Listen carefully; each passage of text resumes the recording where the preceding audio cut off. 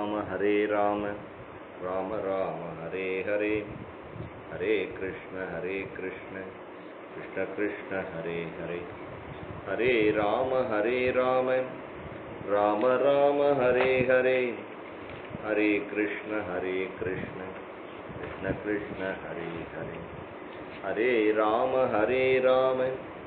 राम राम हरे हरे, हरे कृष्ण कृष्ण कृष्ण हरे हरे।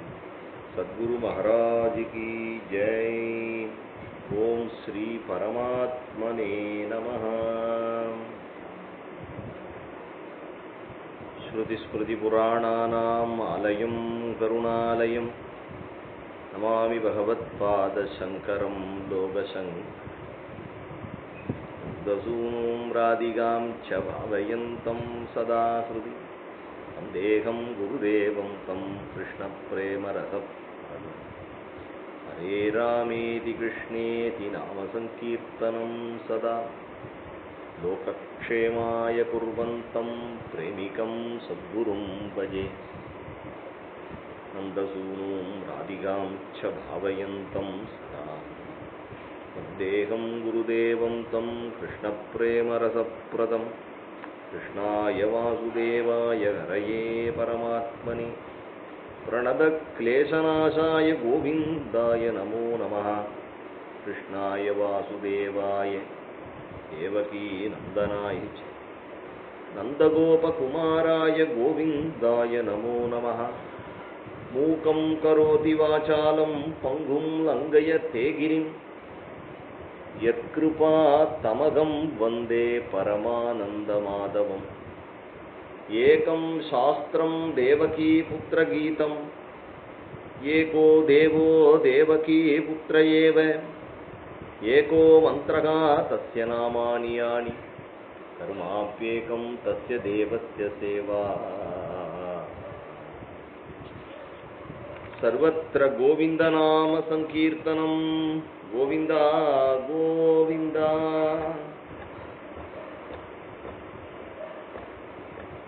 सर्वोपनिषदो गावः दुग्धा गोपालनन्दनः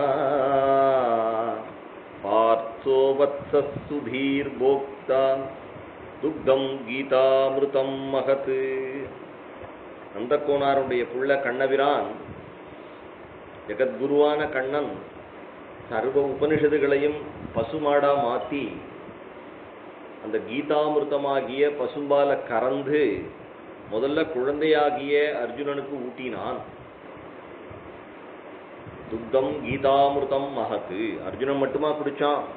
அன்னிலேந்து இன்னி பரியந்தம் நம்ம எல்லாரும் குடிச்சுட்டு இருக்கோம். அதனால இந்த பகவத்கீதை அப்படிங்கிற ஒரு அம்மா நமக்கு இருக்கா. கண்ணன் தான் அப்பா, பகவத்கீதை அப்படிங்கிற பகவான் அம்மா நமக்கு ஒரு அம்மா. அம்பத்வாம் அனுசந்ததாமி பகவத்கீதே பவத்வேஷினி என்று சொல்றார். நமக்கெல்லாம் அம்மா வடியில படுத்துக்கணும் அப்படின்னு ஆசை இருந்ததுன்னா, சங்கரர் தன்னுடைய அம்மா வடியில படுத்துக்கணும் அப்படின்னு ஆசைப்பட்ட பொழுது ஆரியாம்பாளை தேடி போய் படுத்துக்கல. ஸ்ரீராமானுஜ அம்மா மடியில படுத்துக்கணும் அப்படின்னு ஆசைப்பட்ட பொழுது காந்திமதி அப்படிங்கிற தன்னுடைய அம்மாவுடைய மடிக்கு ஓடல. மத்வாச்சாரியார் தன்னுடைய தாயாரை தேடி ஓடல.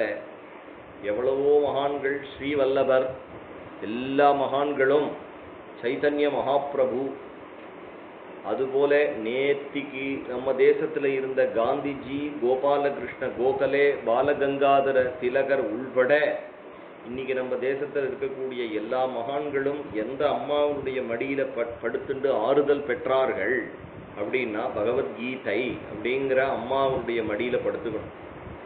உலகத்தில் இருக்கக்கூடிய எல்லா ஏற்றத்தாழ்வுகளுக்கும் எல்லா விதமான கஷ்டங்களுக்கும் நமக்கு ஹிருதயத்தில் ஒரு ஆறுதல் கொடுத்து பகவான் இருக்கான் அப்படின்னு நமக்கு காட்டக்கூடிய ஒரு அம்மா.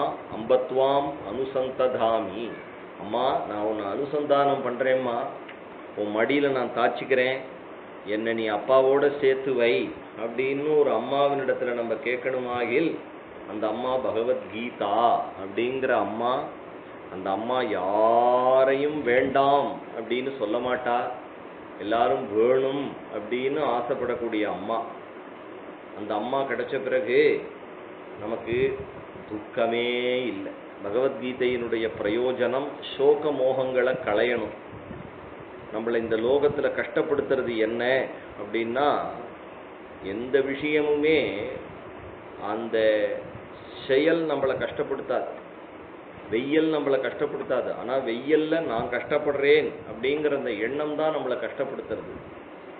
அதுபோல எல்லா விஷயத்தையும் நான் அனுபவிக்கிறேன், நான் கஷ்டப்படுறேன், நான் சம்சாரி, நான் துக்கப்படுறேன், நான் கடனாளி அப்படிங்கிற அந்த எண்ணம், அந்த எண்ணம் மாறிடுத்துனாலே எல்லாருக்கும் ஹிருதயத்தில் ஒரு ஆனந்தம்.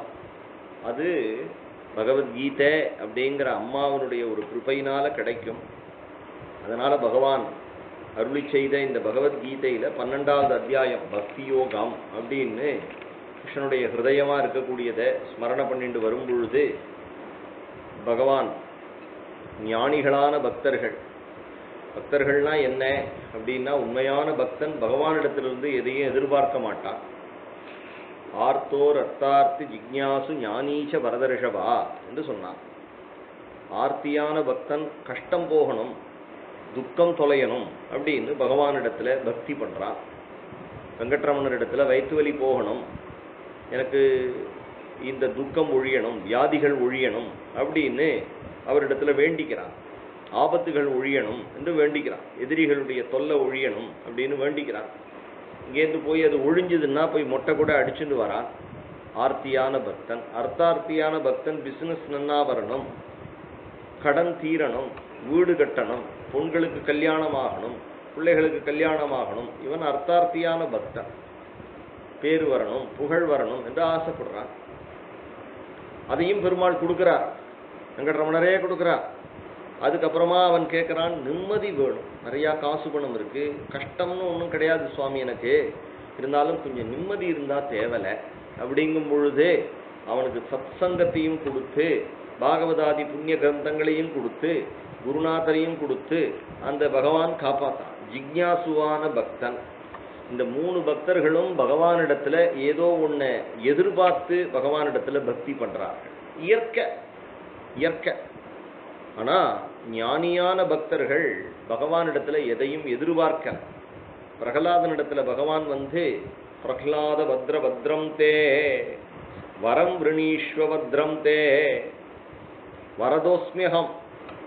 வரதராஜன் வந்திருக்கேன்டா, காஞ்சி பேரருளாளன் வந்திருக்கேன், உனக்கு என்ன வரம் வேணுமோ கேளு, என்ன வேணா கொடுக்குறேன் அப்படின்னு சொல்லும் பொழுது பிரகலாத சுவாமி சொல்றார், பிரபோ எனக்கு இந்த வரம் கேட்கணும் அப்படிங்கிற புத்தி எனக்கு வரக்கூடாது அப்படின்னு எனக்கு வரம் கொடுங்க.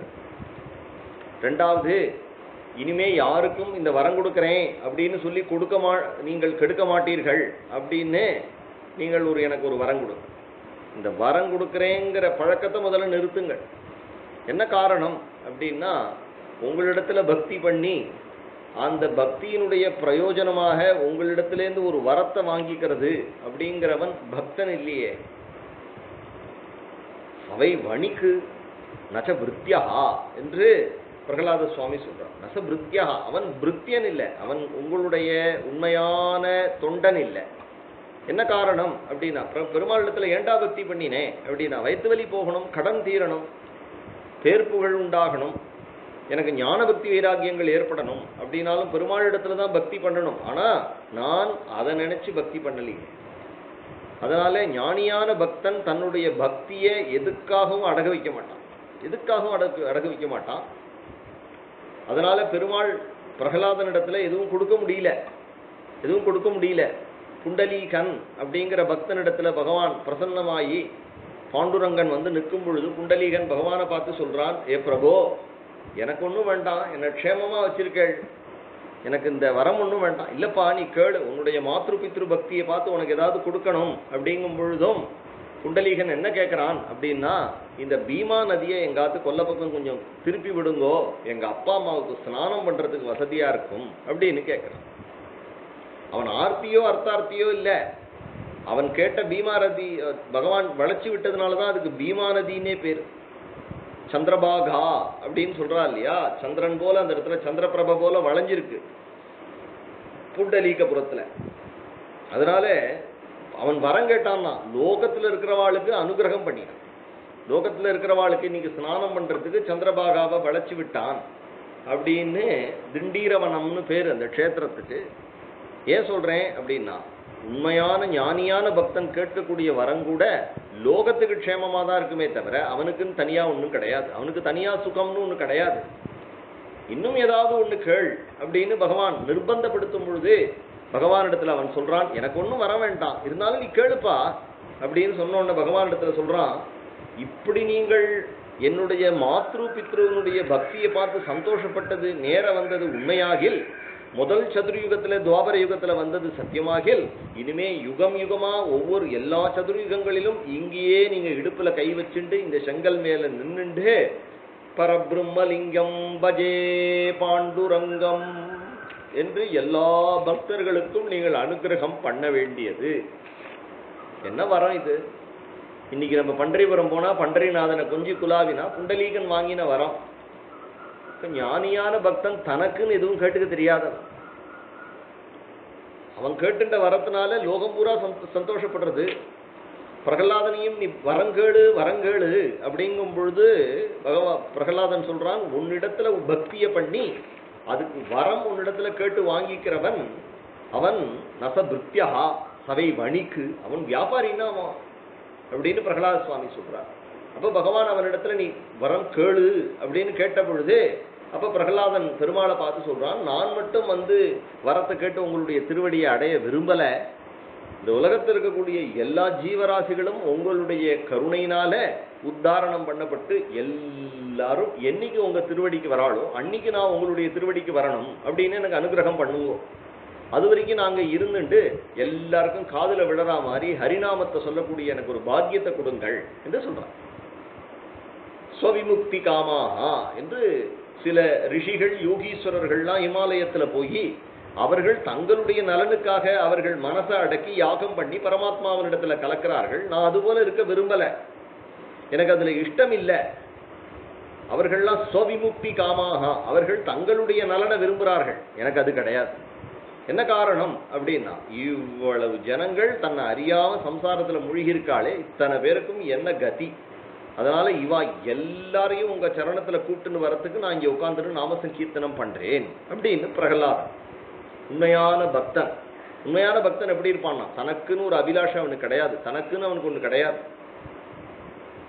அதுபோலதான் பிருத்து சக்கரவர்த்தி ஸ்ரீமத் பாகவதத்துல பகவான் பிருத்து சக்கரவர்த்தி பண்ணின யாகத்துக்கு வரார்.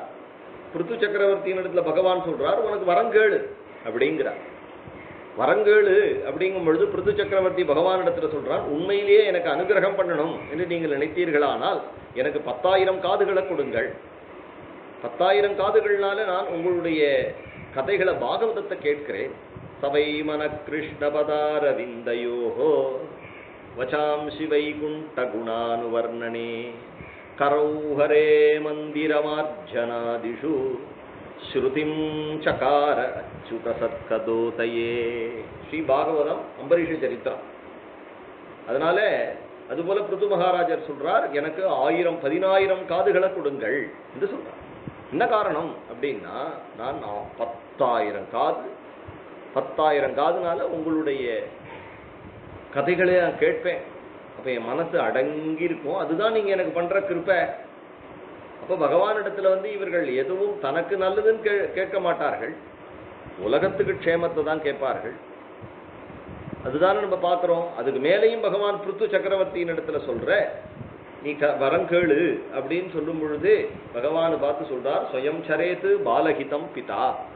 ஒரு அப்பா குழந்தைய பார்த்து பார்த்து பார்த்து ஒரு அப்பனுக்கு ஒரு குழந்தை பிறந்ததுன்னா அவனுக்கு இப்போ ஆண்டுனரோ ஆயிடுச்சு, கர்ப்பாஷ்டமத்தில் அவனுக்கு 7வது வயசு நடக்கும் பொழுது அவனுக்கு பூனல் போட்டு வைக்கணும், அவனுக்கு அப்புறம் வேதாபியாசம் பண்ணி வைக்கணும், இல்லை ஸ்கூலில் அவனை சேர்க்கணும், அவனை வேதமும் படிக்க வைக்கணும், அவனுக்கு ஸ்லோகம் சொல்லிக் கொடுக்கணும், அவனுக்கு உபநயன சம்ஸ்காராதிகள் செய்து வச்சு அவனை நல்லவனாக கொண்டு வரணும் அப்படின்னு அந்த அப்பா அவனுக்கு பார்த்து பார்த்து பார்த்து பார்த்து அவனுடைய விஷயங்களில் எப்படி பணத்தை எப்படி சேமித்து தம் பிள்ளையை எப்படி அவையில் முந்தியிருப்ப செயல் என்று தந்தை மகற்கு ஆற்றும் உதவினார் வள்ளுவர்.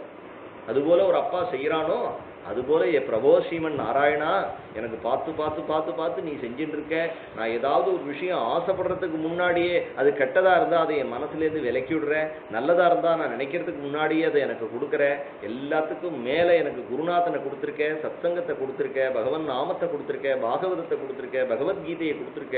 அதனால ஸ்வயம் சரேது பாலகிதம் பிதா. அப்பேற்பட்ட அப்பாவா நீ இருக்கும் பொழுது உன்னிடத்துல வந்து குடு அப்படின்னு கேட்டா நீ வெக்கப்படுதியப்பா.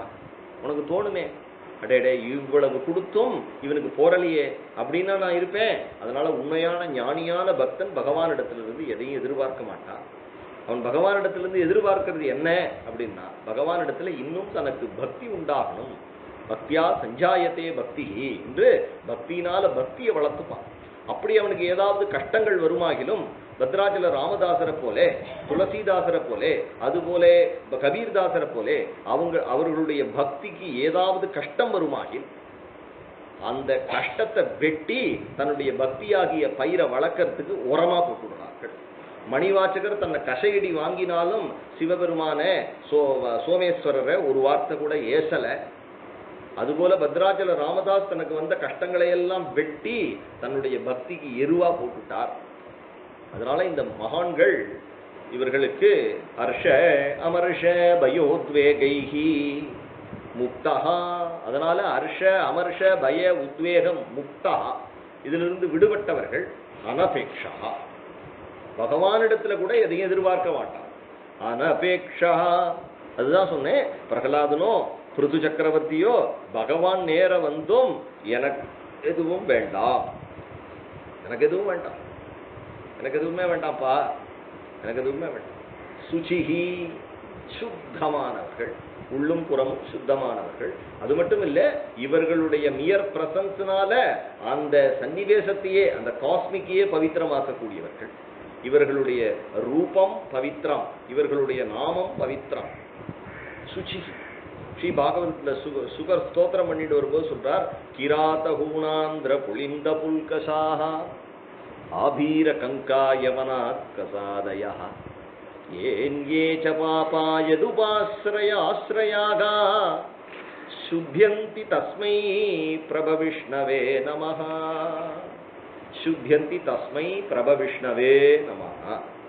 கிராத, பூண, ஆந்திர, புளிந்த, புல்கசாக, ஆபீர, கங்க, யவன, கசாதயாக ஏன்யேச்ச பாப்பாக. இவ்வளவு பாப்பயூனியில பிறந்தவர்கள், யவனர்கள், மலேச்சர்கள், நரமாம்சம் சாப்பிடக்கூடியவர்கள், எந்த விதமான சதாச்சாரத்தையும் விட்டவர்கள், எங்கேயோ துவீபாந்திரத்துல வாழக்கூடியவர்கள். இப்பேற்பட்டவர்கள் லோகத்துல எங்கேயாவது இருந்து அவர்கள் கரையேறணும், விஷ்ணுவனுடைய சரணத்தை அடையணும்னா அவனுடைய பக்தர்கள், விஷ்ணுவனுடைய பக்தர்கள் லோகத்துல சஞ்சாரம் பண்ணி ஹரே ராம ராமா ராம ராம ஹரே ஹரே ஹரே கிருஷ்ண கிருஷ்ண கிருஷ்ணா ஹரே ஹரே என்று எது உபாசிரய ஆசிரயா, எந்த விஷ்ணுவை உபாசனை பண்ணக்கூடிய பாகவதர்களை ஆசிரயிப்பதினால், அவர்களை தரிசனாதேவ சாதவஹா என்று அவர்களை பார்ப்பதினால், பார்த்த மாத்திரத்தில் அவர்களுக்கு தரிசனாதேவ சாதவஹா க்ஷணசங்கேன சாதுஷு. அதனால சுச்சிர் தக்ஷஹா. தக்ஷஹான்னா தன்னுடைய விஷயத்துல ஃபோக்கஸ்டா இருப்பான். ஒரு நாளும் தன்னுடைய நாமத்திலேயோ, தன்னுடைய பாராயணத்திலேயோ, இல்ல தான் பகவானை நினைக்கிறதுலையோ, இல்ல சத்சங்கத்தை நடத்துறதுலையோ, இல்ல பிரவச்சனங்கள் பண்றதுலையோ, பரவாயில்ல நீங்க முடியல, பரவாயில்ல நீங்க பிரவச்சனம் வேண்டாம் அப்படின்னு நினைக்க மாட்டா. இன்னைக்கு என்ன காரணத்தினால இன்னைக்கு 2 பிரவச்சனம் எக்ஸ்ட்ராவா பண்ணலாம் அப்படின்னு என்ன காரணம்னா, நீ பிரவச்சனம் பண்ணும் பொழுது பகவானை நினைக்கிறப்பா, அந்த பாக்கியத்தை அவன் விடுவான். பிரவச்சனம் கேட்கும் பொழுது சுலபமா 1 மணி நேரம் வந்து நீ கேட்கும் பொழுது விருப்பம் இல்லைன்னாலும் உன்னுடைய காதுல பலாத்காரேன உன்னுடைய பகவானுடைய விஷயங்கள் வந்து விழும் பொழுது இந்த பாக்கியத்தை எவன் இழப்பான்? தட்சா. அதனால ஆஞ்சநேயரை போல அப்பேற்பட்ட ஒரு தாட்சியம், திருதிர் திஷ்டிர் மதிர் தாட்சியம் என்று தேவர்கள்லாம் ஆஞ்சநேயரை கொண்டாடுகிறார். அப்பேற்பட்ட உம்மை போல திருதிர் திருஷ்டிர் மதிர் தாக்ஷியம். அந்த தாக்ஷியம்ங்கிறது என்னன்னா புத்திசாலித்தனம். புத்திசாலித்தனம், உன்னை போல பராக்கிரமம், உன்னை போல முன் ஆலோசனை, உம்மை போல சாமர்த்தியம், உம்மை போல புத்திசாலித்தனம் இதெல்லாம் யாருக்கு இருக்கோ அவன் ஸ்வகாரியேஷு நசீததி, அவன் தன்னுடைய காரியத்தில் ஒரு நாளும் துவண்டு போவதில்லை என்று தேவர்கள்லாம் எத்தத்வேதானி சத்வாரி வானரேந்திரயதா தவ திருதிர் திருஷ்டிர் மதிர்தாக்ஷ்யம் சொல்றாரு. ஸ்வகர்மசு நசீததி. ஸ்ரீமத் ராமாயணம் சுந்தரகாண்டம். அதுதான் இங்க சொல்றார். தட்சா, ஆஞ்சநேயர் தான் தட்சா. உதாசீனோ கதவ்யதா, உதாசீனன் அப்படிங்கிற ஒரு குணம். உதாசீனமா இருக்கிறது அப்படின்னா அலட்சியமா இல்லை, அவன் உதாசீனனா இருக்கான் அப்படின்னா என்ன அர்த்தம் அப்படின்னா நடுநிலைமையா இருக்கான். உதாசீனவது ஆசீனஹா, உதாசீனவது ஆசீனஹானா என்ன அர்த்தம்னா எல்லாத்துலயும் அவன் பகவானை பார்க்கறதுனால உதாசீனஹா. உதாசீனன்னா அவன் இதையும் பொருட்படுத்தல அதையும் பொருட்படுத்தல, பகவத் விஷயத்திலேயே மனசை வச்சுட்டு இருக்கான் அப்படின்னு அர்த்தம். இது எப்படி சொல்லலாம் அப்படின்னா ராமகிருஷ்ண பரமஹம்சருடைய ஒரு சரித்திரம், ஆச்சரியமான சரித்திரம். ராமகிருஷ்ண பரமஹம்சருக்கும் அவ தேவி சாரதாமணி தேவியா இருக்கும் கிட்டத்தட்ட 30 வருஷங்கள் வயசுல வித்தியாசம். தேவியினிடத்துல பேர்பட்ட கிருபை உண்டு அவருக்கு. ராமகிருஷ்ணருக்கு 30 வயசு தான் கல்யாணம். அப்பதான் தேவிக்கு 8 வயசு 9 வயசு ஆறுது. தேவி தான் ராமகிருஷ்ணருக்காக பிறந்திருக்கா அப்படிங்கிறது தெரியும் அவருக்கு. அதனாலதான் போய் கல்யாணம் பண்ணிட்டார். தன்னுடைய அம்பாள் அங்க இருக்கா அப்படின்னு தெரியும், கல்யாணம் பண்ணிட்டார். ஆனா கல்யாணம் பண்ணிட்டு அவர் அங்கேருந்து வந்தார். அவ அண்ணா தான் காளி கோவில்ல நிர்வாகத்துக்கு ஏத்துன்னு இருந்தார். அவ அண்ணாக்கு அப்புறம் அந்த காளி கோவில் பூஜை இவர் கைக்கு வந்துடுத்து. அங்கேயே இருந்துட்டு இருந்தார். எளிமையான வாழ்க்கை, அவ்வளவு சிம்பிளா இருப்பார். பகவானிடத்துல எப்பொழுதும் தாயார் இடத்துல அம்பாள் இடத்துல கதறி அழுவார். எனக்கு பக்தி வரணும் பக்தி வரணும், அம்மா நீ பக்தி கொடு அப்படின்னு அம்பாள் இடத்துல கதறி கதறி அழுவார். அவருடைய சாதனைகள்ல அவருக்கு போக போக போக போக இந்த உலகத்தினுடைய விஷயங்கள்லாம் விட்டு போய் பித்து பிடிச்ச மாதிரி ஆயிட்டார்.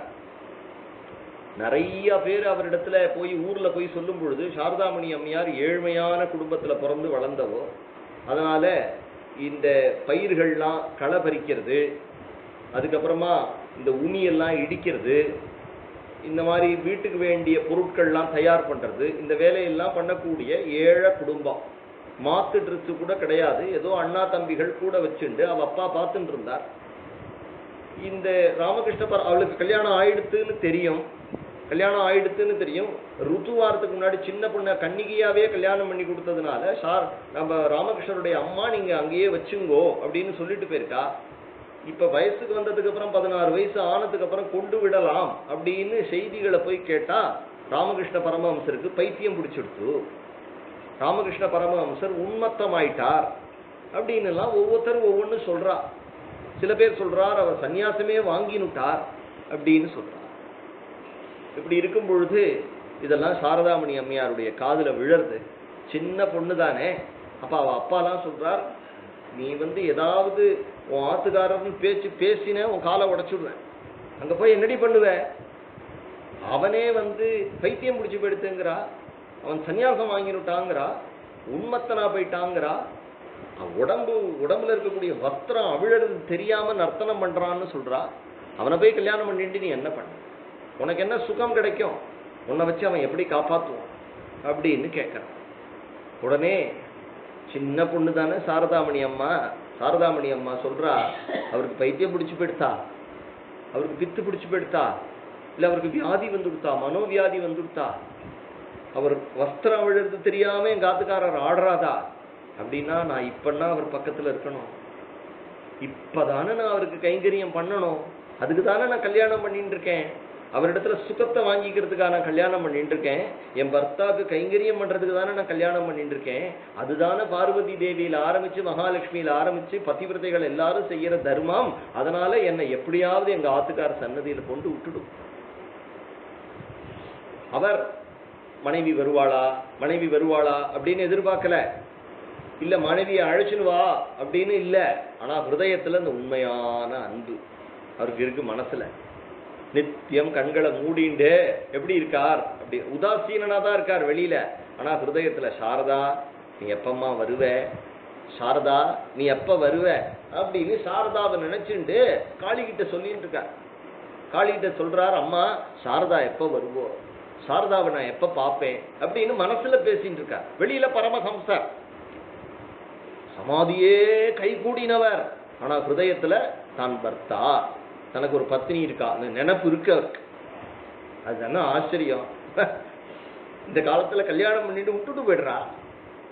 அவர் பரமஹம்ச நிலைக்கு போய் சரீரத்தை மறந்து சமாதி சித்திச்சும் தன்னுடைய கர்மா, தனக்கு தன்னுடைய பத்னி இருக்கா அப்படிங்கிற அந்த பிரேம எவ்வளவு பிரைஸ்லெஸ். ராமகிருஷ்ணரை மாறி ஒரு மகான் கிடைக்குமா பாரத தேசத்துல? மனசுல நினைச்சிட்டு இருக்கார், ஆனா ஆள் அனுப்பல, கடதாசி போடல. என்ன காரணம்னா அந்த ஹிருதயத்துல பிரேம சத்தியமா இருந்தா அது தேடி வரும்னு தெரியும். அதனால சாரதாமணி தேவியார் அங்க அழறா. இங்கேருந்து கிளம்பிட்டான் சாரதாமணி தேவியார். என்ன ஆச்சுன்னா சொல்லுக்காம ஒழிக்காம ஓடி விட்டுட்டான். கல்கட்டா யாரோ ஒரு குரூப் போறா, தட்சிணேஸ்வரம் போறான்னு கேள்விப்பட்டோன்னு பர்த்தாவை தரிசனம் பண்ணலான்னு அவளோட சேர்ந்து வர வழியில ஒரு மடத்துல தங்க நல்ல ஜன்னி கண்டு அம்பாள் அங்க சாரதாம்பா அங்கேயே படுத்துட்டான். வந்தவாள்லாம் இவளை எழுப்பி பார்த்தா இவ இனிமே பிழைக்க மாட்டா, பயங்கரமான ஜுரம், இவ போயிடுவா அப்படின்னு சொல்லிட்டு அவள்லாம் போயிட்டான். கல்கத்தாக்கு இன்னொரு 200-300 கிலோமீட்டர் இருக்கு. உடம்பு தேறி சாரதாம்பாள் தனியாகவே இளம் பெண் ஓடி வரா. எப்படிதான் வந்தாலும் ஓடி ஓடி ஓடி ஓடி பரமஹம்சர் மேல இருந்த பிரியம் அவளை தள்ளி இனிமே ஊருக்கு திருப்பி போக முடியாது. அப்பா அம்மா ஏத்துக்க மாட்டா, அண்ணா தம்பிகள் ஏத்துக்க மாட்டா, ஓடி போனவன் விரட்டுவா. இப்போ அந்த பர்த்தா அவளை ஏத்துண்டாதான் உண்டு, பர்த்தா ஏத்துண்டாதான் உண்டு. எப்படியோ அட்ரஸை கண்டுபிடிச்சுட்டு வந்துட்டா, காளி கோயிலுக்கு வந்துட்டா. அங்க உட்கார்ந்துருக்கார் பரமஹம்சர். அங்க ஒரு மரத்தடியில உட்கார்ந்துருக்கா. எல்லாரும் தரிசனம் பண்றா, நர்த்தனம் பண்றார், எல்லாரையும் கட்டி பிடிச்சுக்கிறார், அனுகிரகம் பண்றார். அப்படியே கண்ணு மேல நில குத்தி உட்கார்ந்துருக்கு, தியானத்துல உட்கார்ந்துட்டு இருக்கார். எல்லாம் தூரக்கேந்து பார்க்கறார். அவர் தான் நம்ம பர்த்தா. சின்ன வயசுல பார்த்தது, 8 வயசுல பார்த்தது 10-12 வருஷம் கழிச்சு இன்னைக்குதான் ராமகிருஷ்ணரை பார்க்கறா. ராமகிருஷ்ணரையே பார்த்துட்டு இருக்கா. மரத்துக்கு பின்னாடி இப்ப மனசுல தோன்றது, சாரதா ஏண்டி வந்த அப்படின்னு கேட்டா, இல்லைன்னா நீ யார் அப்படின்னு கேட்டா, கேட்க முடியாதான்னா கேட்டிருக்கார். யாருன்னா இதே ராமகிருஷ்ணருக்கு முன்னாடி இருந்த அவதாரம், இதே ராமகிருஷ்ணர். எவர் ராமராவும் கிருஷ்ணராவும் வந்தாரோ அவர் தானே ராமகிருஷ்ணர். அதுக்கு முன்னாடி அவதாரத்துல மகாபிரபுவாகவும், மகாபிரபு அவதாரம் பண்ணினார் இல்லையா, மகாபிரபு அவதாரம் பண்ணும் பொழுது சன்னியாசம் வாங்கினுட்டார். விஷ்ணுபிரியா அப்படிங்கிற தன்னுடைய பத்னியை விட்டுட்டு ராத்திரி ஓடி போயிட்டார். திரும்பி அதே நவத்வீபத்துக்கு வரும்பொழுது பாதத்துல வந்து தன்னுடைய பத்னி விழறா, பூர்வாசிரம பத்னி விழறா. அவளை பார்த்து நீ யார் அப்படின்னு கேட்கிறா. அந்த அவதாரம் வேற. அதனால இந்த அவதாரத்துல அந்த மாதிரி பண்ணக்கூடாதுன்னு உட்கார்ந்துட்டு இருக்கார். போன அவதாரத்துல அப்படி பண்ணிவிட்டோம், அப்படி அழ விட்டுட்டோம் பத்னிய. அதனால இந்த அவதாரத்துல அப்படி பண்ணக்கூடாது அப்படின்னு அந்த பிரேம, இந்த பிரேமையோட உட்கார்ந்து சொல்ல முடியுமா? விஷ்ணுபிரிய தேவியினுடைய நிலையை சொல்ல முடியுமா? எனக்கு என்ன கதி அப்படின்னு கேட்கும் பொழுது தன்னுடைய ஸ்ரீ பாதுகைகளை அப்படியே விட்டுட்டு எல்லாருக்கும் ஸ்ரீ பாதுகையே கத்தின்னு போயிட்டாரு. ராமரை போல போயிட்டாரு அந்த அவதாரத்துல. மகாபிரபு போல ஒரு தியாகமூர்த்தி உலகத்துல கிடைக்குமா? அது மாதிரி உதாசீனா, எதுவும் லட்சியம் இல்லை வாழ். அவதாரம், அவதார காரியம், அவதாரக லோகக்ஷேமமா இருக்கணும், லோகக்ஷேமமா இருக்கணும். பகவானுடைய புகழ பாடணும், எல்லார் வாயிலையும் நாம இருக்கணும். அதுக்காக தானே அவதாரம் பண்ணி வந்தார். அதனால அவர் குடும்ப பந்தமா போயிடுச்சு. ஆனா இந்த அவதாரத்துல சன்னியாசமே வாங்கினுட்டார். தட்சிணேஸ்வரத்துல காளி பூஜை பண்ணிட்டு உட்கார்ந்துருக்கார். பைத்தியமே பிடிச்சிருத்துன்னு சொல்றா. அப்படி உட்கார்ந்து இருக்கும் பொழுது எல்லாரும் போனதுக்கு அப்புறமா அவருக்கு தெரியாம இருக்குமா? எந்த சாரதாவை எதிர்பார்த்துட்டு இருக்காரோ வந்து மரத்துக்கு பின்னாடி நின்றுட்டு இருக்கா, வரத்துக்கு லட்சப்படுறான்னு தெரியும் அவருக்கு. ஆனா சாரதா தேவியினுடைய ஹிருதயம் எப்படி இருக்குன்னா, இப்ப ஏண்டி வந்த அப்படின்னு கேட்டுட்டா, நீ யாருன்னு கேட்டுட்டா, உன்னை யார் வர சொன்னதுன்னு கேட்டுட்டா, திரும்பி போ அப்படின்னு சொல்லிட்டா. அப்ப அந்த ஹூப்ளியில கங்கையில விழ வேண்டிதான், பிராணத்தியாகம் பண்ண வேண்டிதான், இனிமே ஊருக்கு போக முடியாது. அப்பேற்பட்ட ஒரு நிலை சாரதாமணியினுடைய நிலை. அப்படி வந்து நிற்கும் பொழுது எல்லாரையும் அனுப்பிவிட்டு அப்படி திரும்பி பார்த்தா கட்டாட்சம் சாரதாம்பாள் மேல விழுந்த உடனே அங்கேருந்து பரபரப்பா சாரதா அப்படின்னு ஓடி வந்து சாரதைய கையில பிடிச்சிண்டு, எப்பம்மா வந்த, ஏம்மா இவ்வளவு நாள் வரல, ஏன் இவ்வளவு நாள் என்ன மறந்துட்ட அப்படின்னு கேட்கிற அந்த அழகு பரமஹம்சர். பரமஹம்சர் தானே. பரமஹம்சர் தானே. ஆனா அந்த பத்னி மேல உள்ள பிரியம் இத்தனை நாள் எப்படி இருந்தார்? உதாசீனா, அனபேக்ஷா, எதையும் எதிர்பார்க்கல அவர். ஆனால் ஹிருதயத்துல அந்த பிரேமைங்கிறது. உடனே அவளை கையை பிடிச்சி அழைச்சுன்னு வந்து தன்னோட கிரகத்துல வச்சுட்டு சன்னியாசம் வாங்கினுட்டார் தோத்தாபுரியின் இடத்துல. எல்லாரும் சொல்றா சன்னியாசி வாங்கிட்டு பத்னியோட இருக்கான் அப்படின்னு சொன்னோன்னே தோத்தாபுரி சொல்றார், ராமகிருஷ்ணன் 1000 கல்யாணம் பண்ணிண்டாலும் நித்திய பிரம்மச்சாரி. ராமகிருஷ்ணன் கல்யாணம் பண்ணிண்டாலும் பண்ணிக்கலையனாலும் நித்திய பிரம்மச்சாரி. ஏன்னா யாரு கோகுலத்துல 1000 கோபிகைகளோட ராச கிரீடை பண்ணினானோ அவரே ராமகிருஷ்ணனா வந்திருக்கார். அப்படிங்கிறதுனால யோன துவேஷ்டி ந காங்ஷதி, அவனே நித்திய சன்னியாசி. நித்திய சன்னியாசி, கண்ணன் நித்திய சன்னியாசி, பரமேஸ்வரன் நித்திய சன்னியாசி, நித்திய பிரம்மச்சாரி. இந்த பரமேஸ்வரனையும் இந்த கண்ணனையும் யாருக்கு தெரியுதோ அவளால் தான் மகான்களை புரிஞ்சிக்க முடியும். அவள்களை எந்த புலன்களை சுக விஷயங்கள்ல போட்டாலும் அவ அதுல ஒட்டவே மாட்டா. உலகமும் அவர்களை பயமுடுத்தாது. யஸ்மான்னோத்விஜதே லோகா, நேத்திக்கே சொன்னேனே, யஸ்மான் ந உத்விஜதே லோகா லோகான் ந உத்விஜதே ச யஹ. உலகத்தினாலே அவளை படுத்த முடியாது. உலகத்தையும் அவ டிஸ்டர்ப் பண்ண மாட்டா. அவ தனியா அனபேக்ஷா சுச்சிஹி தக்ஷா. எப்படி இருப்பான்? உதாசீனா, அதெல்லாம் தள்ளிட்டு இருப்பா. ஆனா பத்னியை தள்ளிச்சு அப்படின்னு தள்ளுவாளோன்னா கிட்ட வர வந்து பிரேமால அப்படியே பிடிச்சி இழுத்துக்கூடும் எல்லாரையும். உண்மையான அன்பு அந்த மகான்கள் இடத்துலதான் இருக்கு. அப்போ உட்கார்ந்துட்டா. அப்போ உட்கார்ந்துட்டா அம்மா உட்கார்ந்துட்டா. ஆனா உட்கார்ந்துன்னா முதல் பிரதம சிஷ்யன். எப்படி சாட்சாது வைகுண்டபதியான ஸ்ரீமன் நாராயணனுக்கு லட்சுமி தான் முதல் சிஷ்ய, அதுபோல பரமேஸ்வரனுக்கு உமாதேவி தான் முதல் சிஷ்ய, அதுபோல ராமகிருஷ்ணருக்கு சிஷ்ய யாருன்னா சாரதாமணி தேவி. நீலேந்து எப்படி இருந்தான்னா பத்னியா இல்ல, கைங்கரியம் பண்ணும் பொழுது சேவகியா இருந்தா, மற்ற சமயங்கள்ல சிஷ்யா இருந்தா. அப்படி இருந்துட்டா, பத்னியா இல்ல அவ, அதனால கூட இருந்துட்டா, அப்படியே இருந்துட்டா. அப்படியே ராத்திரி தனியா தானே இருக்கா, கணவனும் பத்னியும் தனியா தானே ஒரே ரூம்ல இருக்கான்னா. ஞேயஸ்த நித்ய சந்நியாசி யோனத்வேஷ்டி ந காங்ஷதி. அவரிடத்துல எந்த விதமான விருப்பு வெறுப்புகளும் கிடையாது. உதாசீனா. அப்போ அந்த அம்மாவுக்கு வந்து ஒரு ஆசை வருது. என்ன ஆசை வருது அப்படின்னா, இவர் எல்லாருக்கும் சமாதி கொடுக்குறாரு. எல்லாரையும் யாராவது ஒருத்தர் இப்படி தொட்டா அவர்களுக்கு ஒரு ஆனந்தம், பேரானந்தம் ஏற்படுறது. தன்னை மறந்து போயிடுறா. அப்பேற்பட்ட பாக்கியம், தன்னுடைய சரீரத்தை மறந்து சமாதியில முழுகக்கூடிய பாக்கியம் தனக்கு கிடைக்குமா அப்படின்னு நினைச்சுக்கிறா சாரதாமணி தேவியா. உடனே ஒரு நாள் போய் பரமஹம்சரிடத்துல சேவிச்சு, இது போல நீங்கள் எனக்கு ஒரு அனுகிரகம் பண்ணணும். பரமஹம்சர் சொல்றாரு, என்னம்மா உனக்கு என்னம்மா நான் அனுகிரகம் பண்ணணும்? உனக்கு தரக்கூடாதுன்னு நான் வச்சுக்கிற விஷயம் ஒன்றும் கிடையாது, என்ன வேணா கேட்க, நானே உன்னுடையவன் தானே அப்படிங்கிறார். அது சரிதான். இங்க நிறைய பேர் வரா, எவ்வளோ பேரை நீங்க தொடரேள், சில பேரை ஆலிங்கனம் பண்றேள், எல்லாரும் தன்னை மறந்து போயிடுறா. எனக்கும் அந்த சமாதி அனுபவம் கிடைக்குமா? தேவரீருடைய திருவடியில் இருக்கேனே அப்படின்னு ஒன்று தாராளமா தரேனே. உனக்கு இல்லாததா சாரதா? நாளைக்கு ஸ்நானம் பண்ணிட்டு வந்துடு அப்படின்னார். மறுநாள் ஸ்நானம் பண்ணிட்டு வந்துட்டா. ஸ்நானம் பண்ணிட்டு வந்தா சாரதா தேவி அப்படி தொட்டார். சாரதா தேவி தன்னை மறந்துட்டா, தியானத்துக்கு போயிட்டான். எந்த ஒரு சின்ன இப்படி தலையில கை வச்சாரோ, சுவாமி விவேகானந்தாவுக்கு தான் யாருங்கிறது தெரியலையோ, சுவாமி விவேகானந்தாவை தடுத்து ஆட்கொள்ளலையோ, அதே ராமகிருஷ்ணர் தானே. பார்க்கறதுக்கு காளி கோவில் பூசாரி மாதிரி இருக்காரே தவிர சாட்சாத்து பகவான், சாட்சாத்து பகவான் கதாதரன். அவரே கதாதரன். விஷ்ணு பாதத்தை எவனுடைய கதாதரனுடைய மார்பல எவன் பாதத்தை வச்சானோ அந்த விஷ்ணு தானே ராமகிருஷ்ண பரமஹம்சர். பகவான், பகவான் ராமகிருஷ்ணர். இப்படி கைய வச்சார். சாரதாமணி தன்னை மறந்துட்டான். மணிக்கணக்கில் இதுல உட்காந்துக்கிறா. மறுநாள் காத்தால எழுந்து போய் சமைச்சு வைப்பா, மறுபடியும் தியானத்துல உட்காந்துருவா, சமைச்சு வைப்பா, தியானத்துல உட்காந்துருவா. அதுவும் சமாதியில உட்காந்துன்னா 8 மணி 10 மணி எவ்வளவு மணி நேரம் ஆறுதுன்னே தெரியாது, தன்னை மறந்துடுவா. உடனே சாரதாமணியாருடைய ஒரு கைங்கரியம் பண்ற ஒரு தோழி அந்த அவ சமைச்சு வச்ச பொருள் எல்லாம் ஒரு டிஃபன் பாக்ஸில் வச்சு பரமஹம்சருடைய ரூம்ல கொண்டு வந்து வச்சுடுவா. கட்டிலுக்கு அடியில வச்சுடுவா. அவர் இங்க வச்சுட்டு போயிடுமா அப்படின்னு கையை காட்டிடுவார். திரும்பி சாயங்காலம் எடுத்துன்னு போவா. சாப்பிட்டுருக்க மாட்டார். மறுநாள் இப்படி ஆச்சு, 3 நாள் 4 நாள் இப்படி ஆச்சு.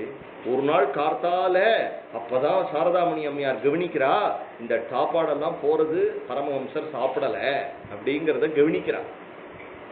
கவனிச்சோன்னா உடனே போய் ஆத்துக்காரர்கிட்ட ஓடி போய் சாப்பிட மாட்டேங்கிறாளே அப்படின்னு ஒன்று பரமஹம்சர் கண்ணில் ஜலத்தோட சொல்றார், சாரதா நீ இங்க வந்ததுக்கு அப்புறமா உன் கையால தவிர வேற யார் கையாலையும் சாப்பிட்றது இல்லைங்கிற தர்மத்தை நான் ஏத்துனுட்டேன்னு உனக்கு தெரியுமோன்னமா, அதனால நீ கொண்டு வந்து போட்டாதான் சாப்பிட ஏற்பட்ட பரமஹம்சர். ஆனா பத்னியின் இடத்துல உத்தம கிரகஸ்தனா இருக்க. அவளுடைய கை அதனால சமைச்ச சாப்பாடு அவ பரிமாறினால் ஒழிய சாப்பிட மாட்டான். இப்படி ஒரு பகவான் தான் ஒரு பக்கம் உலகத்தையே கடந்த ஞானம், அடுத்த பக்கம் அப்படி ஒரு மூழ்கடிக்கிற அன்பு, பித்து பிடிக்கிற அவதாரம் இல்லையா ராமகிருஷ்ண பரமஹம்சருடைய அவதாரம். குருதேவர் ராமகிருஷ்ணருங்கிற புஸ்தகத்தை படிச்சு வரிக்கு வரி படிச்சு ஹிருதயத்துல தியானம் பண்ண வேண்டிய கிரந்தம். அதுதான் நம்ம வாழ்க்கைக்கு நமக்கு ஆதாரம். எப்படி ஒரு மனுஷன் எப்படி இருக்கணும் அப்படின்னு காட்டுறதுக்கல்லவோ இந்த மகான்கள் வந்தா. ரமணரோ பகவான் ராமகிருஷ்ணரோ இந்த மகான்கள்லாம் பரமாச்சாரியாலோ லோகத்துல வந்ததுக்கு காரணம் என்னன்னா, இத்தனை சாஸ்திரங்களும் டூப்புன்னு சொல்லிடுவானே, என்ன போல முட்டாள்களே சொல்லுவாளே. அதனால என்ன போல மட்டிகளுக்கு புரியணும்னா அந்த அவதாரத்தினுடைய கதைகளை படிச்சாதான் புரியும். உடனே இதை கேட்ட உடனே சாரதாமணி தேவியார் பலன்னு அழுதா, காதுல விழுந்து சொன்னா, எனக்கு ஒரு பெரிய அனுகிரகம் பண்ணணும் நீங்க. என்ன அப்படின்னார், எனக்கு எந்த ஒரு சமாதி ஆனந்தத்தை கொடுத்தேளோ அதை திருப்பி எடுத்துடுங்கோ. ஏமா நீ ஆசைப்பட்டு கேட்டியேம்மா, சமாதியை அடையிறது தானமா வாழ்க்கையினுடைய லட்சியம், அதைத்தானமா நோக்கி நீ போயின்னு இருக்க அப்படின்னு ஒன்னு. எனக்கு வேண்டாம் எங்க ஆத்துக்காரர்னு நான் நினைக்கல, என்னுடைய குருதேவனா இருந்து ஒரு க்ஷணத்துல எனக்கு சமாதியை கொடுக்கக்கூடிய அப்பேற்பட்ட பெருமை உள்ள உங்களுடைய திருக்கரங்களால கைப்பிடிக்கப்பட்டு உங்களால தாலி கட்டப்பட்டு உங்களுக்கு கைங்கரியம் பண்ணாத ஒரு வாழ்க்கை எனக்கு வேண்டாம். உங்களுடைய கைங்கரியத்தை கெடுக்குமாகில் எனக்கு அந்த சமாதி ஆனந்தம் வேண்டாம். ராமகிருஷ்ணர் சிரிச்சார். ஏன்னா கைங்கரியம் பண்ண வந்துட்டாளே, என்னை விட்டுட்டு சமாதிக்கு போறியே அப்படின்னு அவளை விளக்கவும் இல்லை.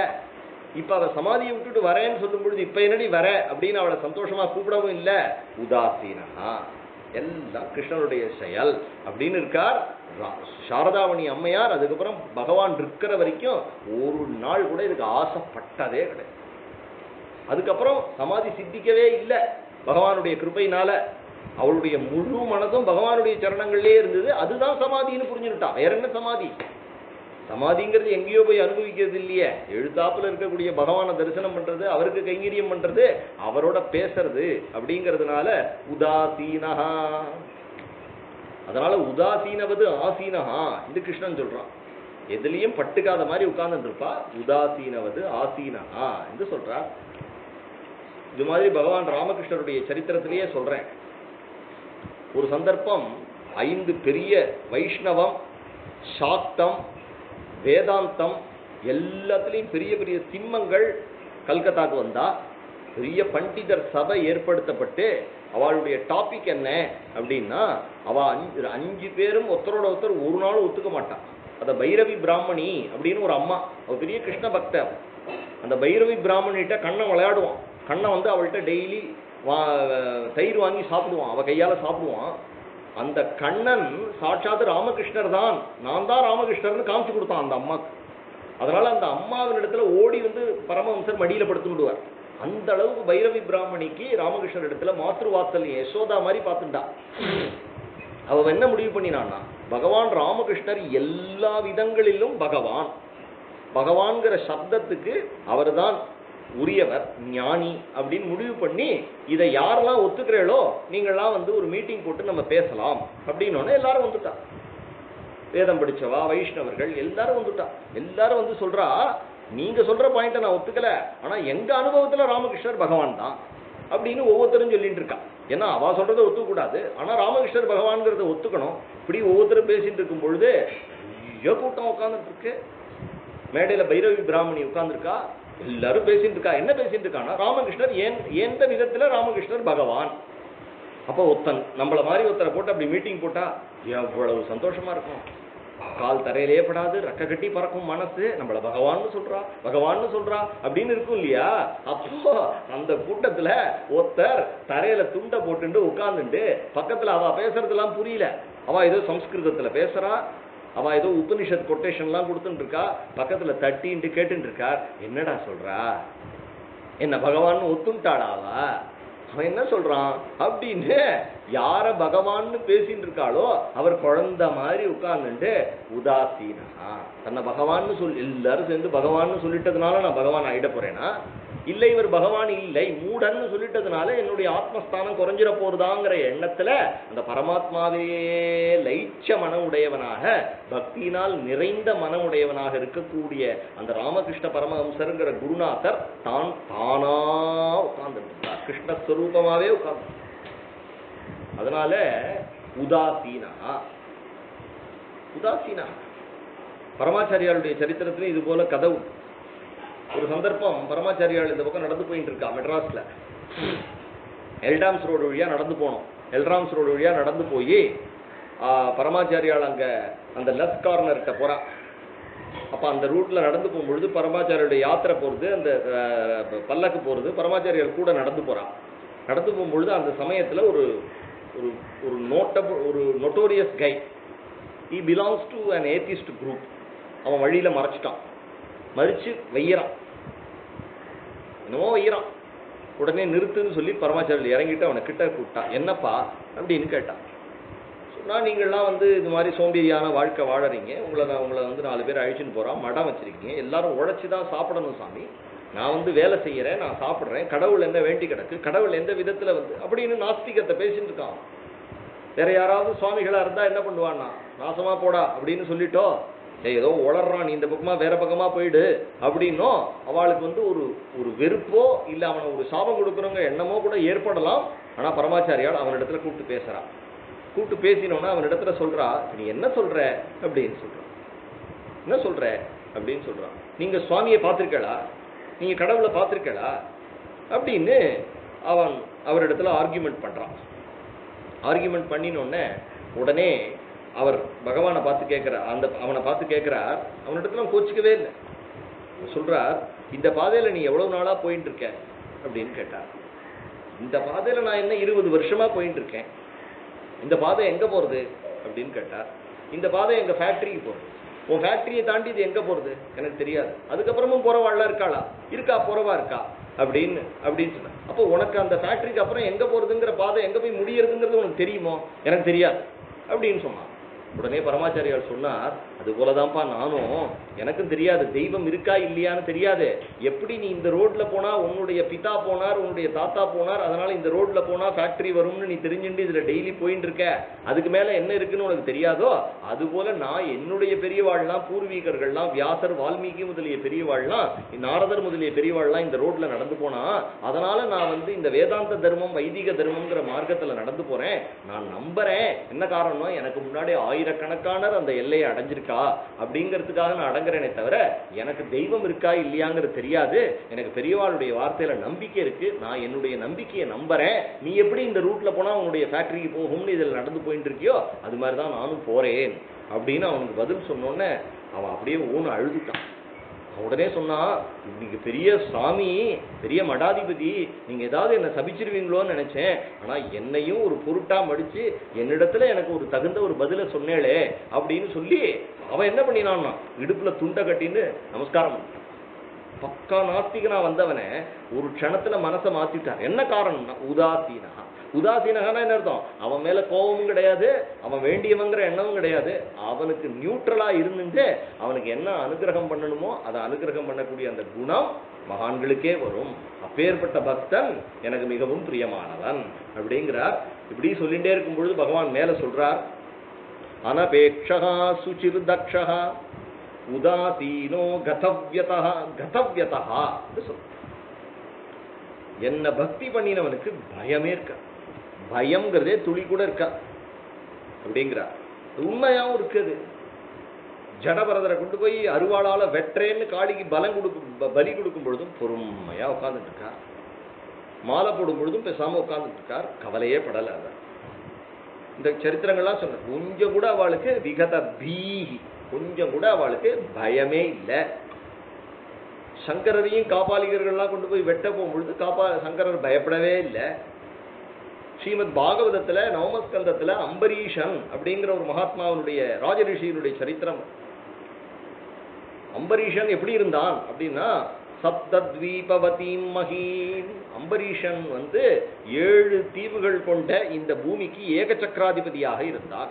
அவ்யயாம் ச ஸ்ரியம் லப்த்வா, அவ்யயாம் ச ஸ்ரியம் லப்த்வா. அவனுக்கு என்ன அப்படின்னா, இது எல்லாமே அதெல்லாம் லோஷ்டவத்து ஸ்மிருதம், அதெல்லாம் ஓட்டாஞ்சில்லு போல நினைச்சுட்டு இருந்தான். மனசு எங்கடா இருந்ததுன்னா, சவை மன கிருஷ்ண பதாரவிந்தயோகோ வச்சாம்சி வைகுண்ட குணானுவர்ணனே கரௌ ஹரேகே மஞ்சிரமார்ஜனாதிஷு ஸ்ருதிம் சகார அச்சுத சத்கதோதயே. அதனால பகவானுக்கே உழைச்சான், பகவானையே பார்த்தான். முகுந்தலிங்காலய தர்சனே திருதௌ தத், அவருடைய பாதத்தை, பகவானுடைய பாதத்தையே கொண்டு நமஸ்காரம் பண்ணினான். பகவானுடைய பாதத்துல இருந்த துளசியை எடுத்து முகர்ந்து பார்த்தான். பாகவதாலோட கைங்கரியம் பண்ணினான். அங்க சங்கமம் என்று பாகவதால ஆலிங்கனம் பண்ணினான், அவள் கைங்கரியம் பண்ணினான். இப்பேற்பட்ட உயர்ந்த பக்தியில இருந்தவன துர்வாசர் என்ன பண்ணினார் அப்படின்னா, ஜடாமுடிய புடுங்கி ஆபிச்சாரம் பண்ணினான். ஆபிச்சாரம் பண்ணினான். இப்ப நன்னா பார்க்கணும், அம்பரீஷன் எத்தகையவன் அப்படின்னா, அம்பரீஷன் நன்னா பஞ்சபட்ச பரமான்னம் சாப்பிடுறவன், நல்ல சிகை அலங்காரங்கள்லாம் பண்ணிட்டு தலையில ரத்தன கிரீடம் வச்சுக்கிறவன், பட்டு வஞ்சத்துல படுத்துக்கிறவன். அம்பரீஷனோ ராஜபோகத்தை அனுபவிக்கிறவன், அம்பரீஷனோ ராஜா. இப்படி அம்பரீஷன் விஷயத்துல எல்லாம் சாதாரண ஒரு மனிதனுக்கு இருக்கக்கூடிய விஷயங்கள் தான் இருக்கு. அந்த பக்கம் துர்வாசர் யாருன்னா, அம்பரீஷன் ராஜரிஷி, அவர் பிரம்ம ரிஷி, அவர் வேதத்தை கரைச்சு குடிச்சவர். அது மட்டும் இல்ல, அவர் ராஜ யோகம் பண்றவர், இவன் ராஜ போகம் பண்றான். அவர் ஜட்டாதாரி, அவர் காட்டுல கிடைக்கக்கூடிய கனி கிழங்குகளை சாப்பிடுறார். அவர் பகவானையே உபாசனை பண்றார். இவன் நாட்டு மக்களை காப்பாத்தின்னு இருக்கான். அவர் தரையில படுத்துக்கிறார், இவன் பட்டு மஞ்சத்துல படுத்துக்கிறான். அவர் காட்டுல இருக்கார், இவன் அரண்மனையில இருக்கான். இப்படி எல்லா விஷயத்திலையும் துர்வாசா இவனோட பெரியவராக இருந்தோம், உயர்ந்தவராக இருந்தோம். அவர் விட்ட பேய அம்பரீஷனை அடிக்க வரும்பொழுது, அம்பரீஷனை என்ன காப்பாத்து அப்படின்னு சொல்லல, கைகளை குவிச்சுண்டு, நான் பிராமணர்களை மதிக்க தவறி இருந்தேன்னா, என்னுடைய குலம் பிராமணால மதிக்காத குலமா இருந்ததுன்னா அதுக்குரிய தண்டனைய இந்த பேய் எனக்கு வழங்கட்டும் அப்படின்னு கதவ்யதா, எந்த பயமும் இல்லாம சாதாரண குடும்பத்தில் இருக்கக்கூடிய ஒரு ராஜாவா இருக்கிறவன் கிருஷ்ண பக்தியினாலேயே அவனுக்கு அந்த பயமற்ற தன்மை வந்துச்சு. அந்த பயமே இல்லாத நிலை அவனுக்கு எப்படி வந்ததுன்னா, கிருஷ்ண பக்தியினால கிருஷ்ணன் கொடுத்துட்டான்.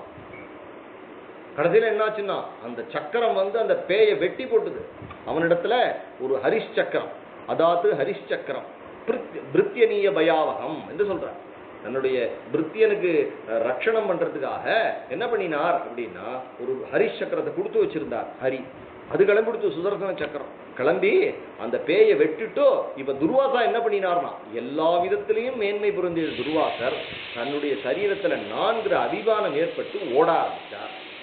அப்போ அவருக்கு தியானம் பண்றார், சமாதி சித்திச்சவர், அப்பேற்பட்ட பிரம்ம ரிஷி. அவருக்கு சரீரத்துல 4 அபிமானம் வந்துடுத்து. எல்லா விதத்திலையும் சரீரத்தை நான் அபிமானம் பண்ணிட்டு அலங்காரம் பண்ணிட்டு பஞ்சபக்ஷ பரமான்னம் சாப்பிட்டு இருக்கக்கூடிய குடும்பத்தில் இருக்கக்கூடிய அம்பரீஷனுக்கு ஆபத்து அப்படின்னு வரும்பொழுது, இது என்னுடைய சரீரம் இல்ல, இதை காப்பாத்துற பொறுப்பு இப்போ கிருஷ்ணனுக்கு அப்படிங்கிற அந்த பக்தி அந்த ஞானம் விகத பீஹி. அப்ப பகவானுடைய திருவடிகளை எவன் ஆசிரியிக்கிறானோ அவனுக்கு உண்மையான ஞானத்தை தேவையான சமயத்துல கோவிந்தனே கொடுப்பான். தன்னுடைய பக்தனுக்கு என்ன ஞானம் தேவையோ அதை எடுத்து கொடுப்பேன். உபன்யாசத்துல நீ என்ன ஸ்லோகம் வரணும், என்ன கதை ஞாபகம் வரணும் அப்படிங்கிறத என் குருநாதனே எனக்கு எடுத்து கொடுப்பார். மத்த ஸ்மிருதி ஞானம் அபோகனஞ்ச, என்னென்ன கதைகள் இன்னைக்கு வருதோ எல்லாம் குருநாதரால ஆர்டைன்ட். இதுதான் சொல்லணும்னு அவர் முன்னாடியே திங்க் பண்ணி நமக்கு சொல்றாரே தவிர நம்ம ஒண்ணு ப்ரிப்பேர் பண்ணிட்டு உட்காந்துக்கலையே. காரணம் என்ன அப்படின்னா, அந்த ஞானத்தை குருநாதன் கொடுப்பான், அந்த ஸ்மிருதியை குருநாதன் கொடுப்பான், அந்த கிருஷ்ணன் கொடுப்பான். அப்படிங்கிறதுனால விகத பீ கதவ்யதா. கதவ்யதான அந்த பயமே கிடையாது, ஏதாவது ஆயிடுமோ அப்படிங்கிற எண்ணமே கிடையாது. 14,000 ராட்சசர்கள் ஏகஸ்சராமோ தர்மாத்மா, ராமர் எப்படின்னா ஒத்த ராமர். அவ யாருன்னா ராட்சசகா பீம கர்மணா. ராமர் எத்தகையவர்னா தர்மாத்மா, தர்மமா நேரடியா யுத்தம் பண்ணக்கூடியவர், நேர்மையான வழியில யுத்தம் பண்ணக்கூடியவர். ராட்சசர்கள்லாம் அதர்மிகள், எப்படி வேணா அடிப்பா, பின்னாடியிலேருந்து அடிப்பா, கல்லெடுத்து அடிப்பா, புறவழியை நெரிப்பா.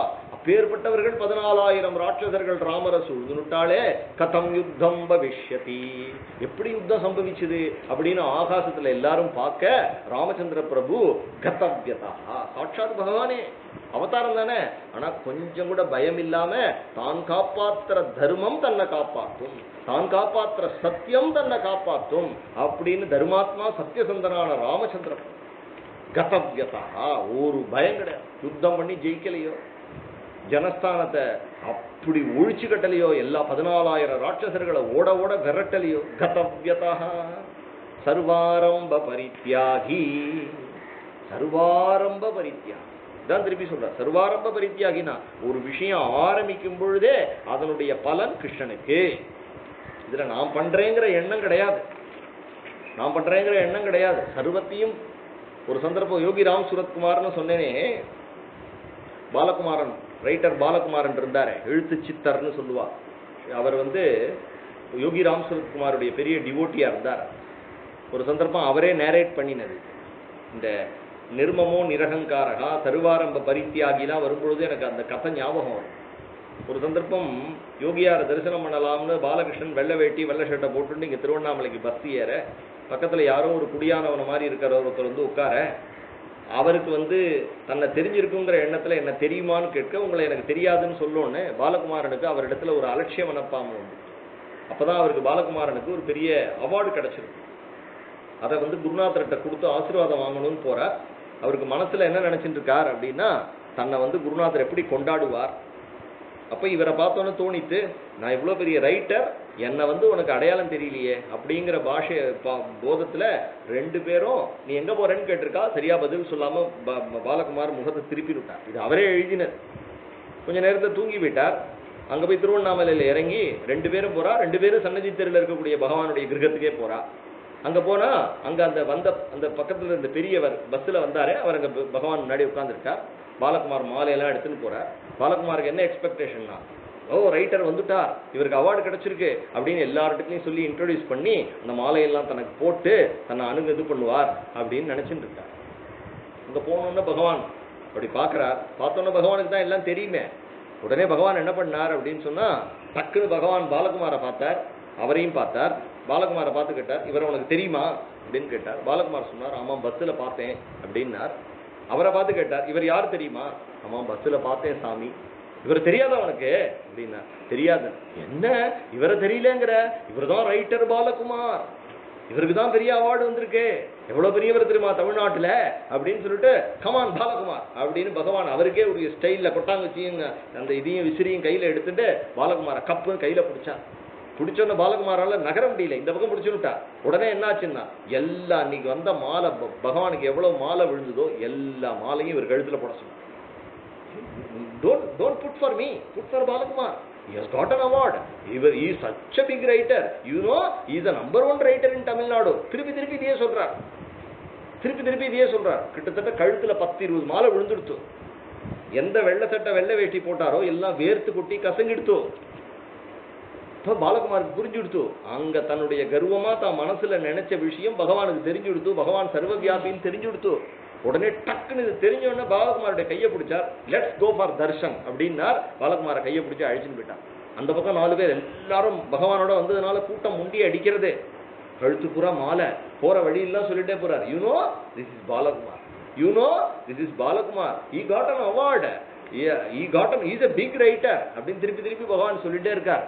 கொஞ்ச நேரத்துல பாலகுமாருக்கு வேர்த்து கொட்டி அழுக தாங்க முடியாம மனசுல ஓன்னு ஒரு அலறல் ஏற்பட்டு மனசுல பகவானை நினைச்சுக்கிறார். நினைச்சுட்டே போகும்பொழுது தோன்றது, இப்ப வேஷ்டி அவுந்துடுச்சுன்னா என் கையால கூட இதை பிடிக்க முடியாது, இவ எல்லாருக்கும் முன்னாடி என்ன ரைட்டர்னு சொல்லிட்டு இருக்கார். நான் இந்த ரைட்டரும் கிடையாது, நான் இந்த உடம்பும் கிடையாது, நான் இந்த அறிவும் கிடையாது, நான் எங்க அப்பா அம்மாவுடைய பிள்ளையும் கிடையாது, நான் ஒரு ஜீவாத்மா, நான் என் குருநாதனுடைய அடிமை. அதனால நான் இன்னியோட நான் யாருங்கிறத மறந்துட்டேன் அப்படின்னு மனசுல ஓங்கி ஒரு குரல் கொடுத்து குருநாதா ப்ளீஸ் ஃபர்கிவ் மீ அப்படின்னு ஒரு குரல் கொடுத்தாரோ இல்லையோ, என்ன மன்னிச்சுடு குருநாதா அப்படின்னு ஒன்னு அத்தனை நேரம் நடந்து வந்துட்டு இருந்த பகவான் அப்படி கையை விட்டு, Balakumar you are passed the examination, let's go அப்படின்னு அவருக்கே ஒரு ஸ்டைல் அப்படி சிரிச்சுண்டு அந்த இதை அப்படி ஆட்டிண்டு அழகா இருந்தோடனே பாலகுமார் எழுதுறார், அன்னிலேந்து இந்த உடம்புல நான்கிற எண்ணம் எனக்கு போயிடுத்து, அதுலேருந்து எனக்கு இந்த உடம்பு அழிஞ்சிடுமோ, குருநாதன் கொடுக்குற டெஸ்ட் அதோட எனக்கு இந்த சரீரத்துல நான்கிற அபிமானம் போயிடுத்து, நிர்மமோ நிரக ஒரு சின்ன ஒரு டெஸ்ட் வச்சார், என்ன அவரே டெஸ்ட் வச்சு என்ன அதுல அவரே ஃபெயில் பண்ற மாதிரி பண்ணி அவரே கூட இருந்து என்ன பாஸ் பண்ணி விட்டுட்டார். அன்னிலேருந்து எனக்கு இந்த எனக்கு வந்து விகத பீஹி கதவ்யதா, மகான்களுடைய சர்வாரம்ப பரித்தியாகி, சர்வத்தையும் அன்னிலேருந்து அவர் சொல்றார், எந்த செயல் செய்தாலும் நாம் பண்ணல, என் குருநாதன் தான் பண்ண வைக்கிறான், குருநாதனுக்கு சர்வமும் தெரியும், குருநாதன் சர்வாந்தரியாமி, அவன் எல்லாரையும் வழி நடத்தான் அப்படிங்கிற எண்ணத்தோட எவன் ஒருத்தன் எல்லா செயல்களும் கிருஷ்ண பிரீத்திக்காக பண்றேன், இதுல நல்லது கெட்டதுங்கிறதே கிடையாது, எல்லாத்தையும் கிருஷ்ணன் தான் நடத்துறான்னு யார் தெரிஞ்சுக்கிறானோ சர்வாரம்ப பரித்தியாகி. சர்வாரம்ப பரித்தியாகின்னா தொண்டரடி புடியாழ்வார் ஒரு கதை சொல்றார். என்ன கதை அப்படின்னா, ராமச்சந்திர பிரபு அணை கட்டும் பொழுது ஒரு அணில் பாகவதர் வந்து கைங்கரியம் பண்ணினார். ஒரு அணில் பாகவதர் வந்து குரங்குகள் மலையை நூற்க குளித்துத்தான் புரண்டிட்டோடி தரங்க நீர் அடைக்கலுற்ற சலமிலா அணிலம் போலேன். ஒரு சலமிலா அணில், அதுக்கு நம்ம மண்ணு அடிச்சா இந்த அணை அடைமான்னு எண்ணம் இல்லை, இவ்வளவு வானரால் ஒர்க் பண்றாளே இதுக்கு நடுவுல தனக்கு ஒரு ஐடென்டிபிகேஷன் கிடைக்குமாங்கிற எண்ணம் இல்ல ராமர் தன்னை கூப்பிட்டு வெரி குட் சொல்லுவாராங்கிற எண்ணம் இல்ல உண்மையிலேயே நம்ம பண்ற காரியம் ஒரு பிரயோஜனமா இருக்குமாங்கிற எண்ணம் இல்ல, ரெண்டாவது இதுக்கு நடுவுல மாட்டின்னு நம்ம சட்னி ஆயிட்டா என்ன பண்றதுங்கிற கதவ்யதகா பயமும் இல்ல. ஆனால் அதுக்கு என்ன இருக்குன்னா ராமருக்கு உழைக்கணுங்கிற ஆசை மட்டும் இருக்கு. அதனுடைய பலனெல்லாம் ராமச்சரணத்துல போட்டு கொடுத்து சர்வாரம்ப பரித்தியாகி. கடைசியில் என்னடா ஆச்சுன்னா அந்த அணில கரெக்டா பிரபு கட்டாட்சி, லட்சுமணா பாத்தியாடா பாத்தியா, அவனை எடுத்துன்னு வந்து மடியில வச்சுட்டு அவன் முதுகுல லாடனை, எந்த லாடனைக்கு சீதா பிராட்டி ஏங்கறாளோ, எந்த லாடனைக்கு இளைய பெருமாள் ஏங்கறாரோ அந்த லாடனைய அந்த சர்வாரம்ப பரித்தியாகியான அந்த அணிலுக்கு பிரபு கொடுக்கலையோ, அந்த அணில போல ஒரு பக்தி எனக்கு இல்லையேங்கிறா தொண்டரடி புடியாள். அதே நீ பெருமாள் இடத்துல இதை பண்றேன் அதை பண்றேன் அப்படின்னு நான் வந்து எல்லாத்தையும் எதிர்பார்த்துட்டே இருக்கேனே, எதிர்பார்த்து பக்தி பண்றேனே, எனக்கு அந்த மாதிரி ஒரு சலமிலா நிலம் போலேன், சலனமே இல்லாத சர்வாரம்ப பரித்தியாகி. யோமத் பக்தா சமே பிரியா, அப்பேற்பட்ட பக்தன் எனக்கு மிகவும் பிரியமானவன், அப்பேற்பட்ட பக்தன் எனக்கு மிகவும் பிரியமானவன் என்று சொல்றார். அதுக்கு அடுத்தபடியா மேல அடுத்த ஸ்லோகத்தை சொல்றார், யோ ந கிருஷ்யதி ந த்வேஷ்டி ந சோச்சதி ந காங்க்ஷதி சுபாசுப பரித்யாகி பக்திமான் யஸ்ஸமே பிரியா. அடுத்து இதுக்கு முன்னாடி ஸ்லோகத்துல அனபேக்ஷ சுச்சிர் தக்ஷः உதாசீனோ கதவ்யதः சர்வாரம்ப பரித்யாகி யோமத் பக்தः சமே பிரியः, அப்பேற்பட்ட பக்தன் மிகவும் பிரியமானவன் என்று சொல்றார். அதுக்கு அடுத்தபடியாக சொல்லி யோ ந கிருஷ்யதி ந த்வேஷ்டி ந சோச்சதி ந காங்க்ஷதி, எவன் ஒருவன் எந்த விதமான சுகங்கள் வரும் பொழுதும் சந்தோஷப்படுவதில்லையோ, ந த்வேஷ்டி அது வராத பொழுதோ இல்ல எதிர்பார்க்காத பலன் வந்துட்டா வெறுப்பதில்லையோ, ந சோச்சதி வெறுப்பது துக்கப்படுவதும் இல்லையோ, ந காங்க்ஷதி அது வரணும் என்று எதிர்பார்ப்பதும் இல்லையோ, சுப அத்தகைய சுபாசுப பரித்யாகி, சுப அசுபங்களை விட்டவன், நல்லது கெட்டதுங்கிற விஷயங்களை விட்டு எல்லாம் கிருஷ்ணனுடைய சங்கல்பம் என்று இருக்கக்கூடிய சுபாசுப பரித்யாகி பக்திமான் யஸ்ஸமே பிரியா, அப்பேற்பட்ட பக்தன் எனக்கு மிகவும் பிரியமானவன். அப்போ யோன கிருஷ்யதி ந த்வேஷ்டி, யாரொத்த வந்து சந்தோஷமும் படல துக்கமும் படல, ரமண பகவானுடைய சரித்திரத்துல சப்த கன்னிகைகள் விருந்து அப்படின்னு ஒரு கதை உண்டு. பகவான் ஆசிரமத்திலேயே இருந்தா நிறைய பேர் கொண்டு வந்து சாப்பாடு கொடுக்குறா அப்படின்னு பகவான் நினைச்சுட்டு பகவான் என்ன பண்ணினார், இனிமேல் நான் மலைக்கு நடக்க போய்டுறேன் அப்படின்னு சொல்லி மலைக்கு நடக்க போயிட்டார். மலைக்கு நடக்க போகும்பொழுது அவர் இந்த சாப்பாடு ஆசிரமத்தில் இருந்தால் எந்த ஒரு சாப்பாடானது வந்து தன்னை தேடி தேடி வருது, நிறையா பேர் அவாவா வந்து கையில் மூட்டை கட்டி கொண்டு வந்து பகவான் நீங்கள் கொஞ்சம் சாப்பிடணும், பகவான் நீங்கள் கொஞ்சம் சாப்பிடணும்னு சொல்கிறாளே அப்படிங்கிறத அவாய்ட் பண்ணணும் அப்படிங்கிறதுக்காக தான் பகவான் நடக்கிறதுக்கு போனார். வழியில் பார்த்தா 7 கன்னிகைகள் அடுப்பு வச்சுன்னு உட்கார்ந்துட்டு இருந்தா. அவள் பகவானை பார்த்தோன்னா சுத்தின்ட்டு அவள் சொன்னா, நாங்கள்லாம் ஒரு நோன்பு கொண்டாடுறோம், ஒரு சாதுக்கு வந்து நாங்கள் வந்து படையல் போடுறதுக்காக உட்கார்ந்துட்டு இருக்கோம், சாட்சாத் அருணாச்சலேஸ்வரரே வந்த மாதிரி பகவான் வந்துட்டேள், அதனால நீங்கள் எங்களுடைய விருந்தை சாப்பிட்டுட்டு தான் போகணும்னா பகவான் சொன்னார், நான் 2 சாப்பாடு அவாய்ட் பண்ணலாம்னு நினச்சின்னு வெளியில் கிளம்பினேன். கடைசியில் பார்த்தா 7 பேரும் தட்டில் பொங்கல் வச்சு எனக்கு கொடுத்து சாப்பிடுன்னா அன்னிலேருந்து புரிஞ்சுட்டேன், நல்லதோ கெட்டதோ எது வரணுமோ அது நமக்கு வரும். எல்லவ தேனிஜ கருமோ பாத்தம் வித்தம் தேன வினோதய சித்தம் பஜகோவிந்தம் பஜகோவிந்தம் கோவிந்தம் பஜ மூடமத்தே. சுகந்தான் வரணும்னு நினைக்காத, துக்கம் வராதுன்னு நினைக்காத, துக்கம் வரக்கூடாதுன்னு நினைக்காத, இல்ல துக்கம் நீ வரணும்னாலும் துக்கம் வராது. அதனால உலகத்துல யாரும் சுக துக்கங்களை எதிர்பார்க்கறது இல்லை. நம்ம சுகத்தை எதிர்பார்க்கிறோம், துக்கத்தை வேண்டாம்னு சொல்றோம். ஆனா நம்ம பூர்வ கர்மானுசாரத்தினால எது வரணுமோ அது நமக்கு அந்தந்த சமயத்துல பகவான் நேரம் காலம் வியக்தி அதை நம்ம தலையில கரெக்டா கட்டுவான். அதனால யோ நகிருஷ்யதி ந துவேஷ்டி, அதனால எனக்கு வெறுப்போ கிடையாது. நசோச்சதி ந காங்ஷதி, வருத்தமோ எதிர்பார்ப்போ கிடையாது. அது வரலையே அப்படிங்கிற எண்ணம் கிடையாது. பகவான் கீதையில முன்னாடி ஒரு இடத்துல சொல்லும் பொழுது, ஆபூரியமானம் அச்சல பிரதிஷ்டம் சமுத்திரம் ஆபகா பிரவிசந்தி எத்வத் தத்வத் காமாயம் பிரவிசந்தி சர்வே சசாந்தி மாப்புனோதி நகாம காமி. இந்த 2வது அத்தியாயத்துல 70வது ஸ்லோகத்துல சொல்றார். ஏஷா பிராமி ஸ்திதி பார்த்தன்னு சொல்றதுக்கு முன்னாடி இதை சொல்றார். ஒரு ஸ்தித பிரஜனுடைய நிலை எப்படி இருக்கும், சமுத்திரம் போல.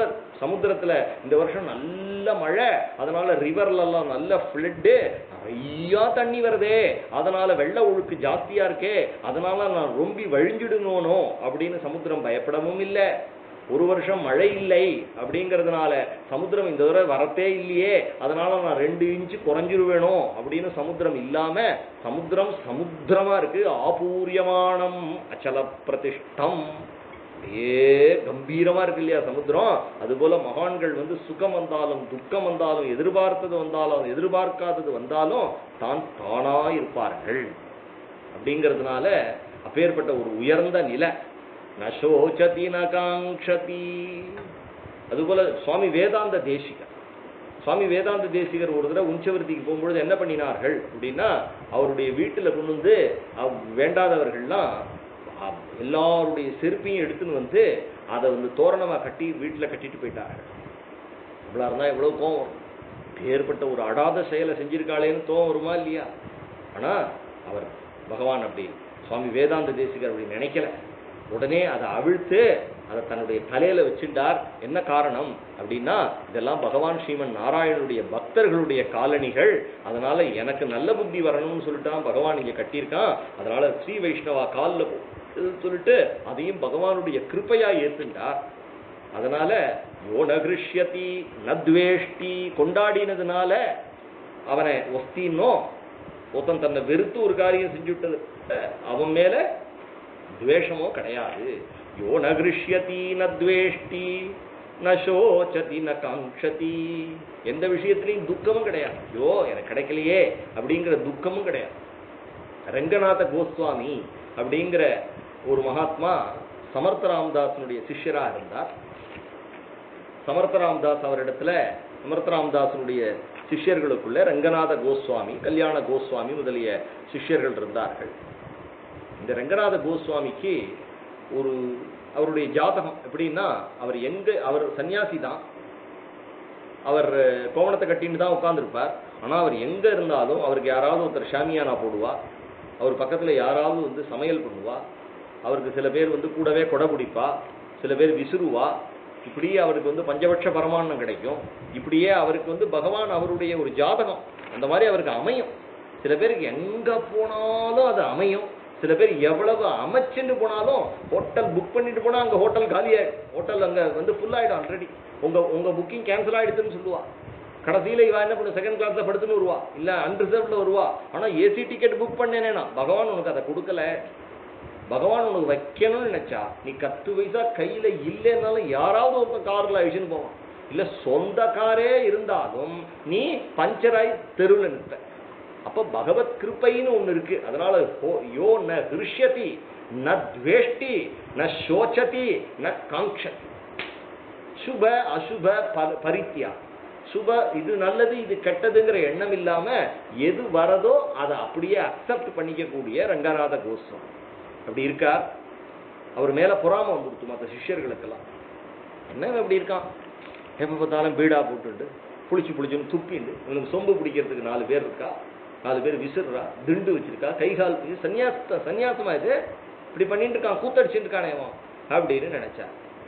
உடனே அதை போய் சமர்த்த ராமதாசர் இடத்துல கம்ப்ளைண்ட் பண்ணி. சமர்த்த ராமதாசருக்கு ரங்கநாத கோஸ்வாமியினுடைய ஹிருதயம் தெரியும், 2 பேரும் ஒண்ணுதான்னு தெரியும்.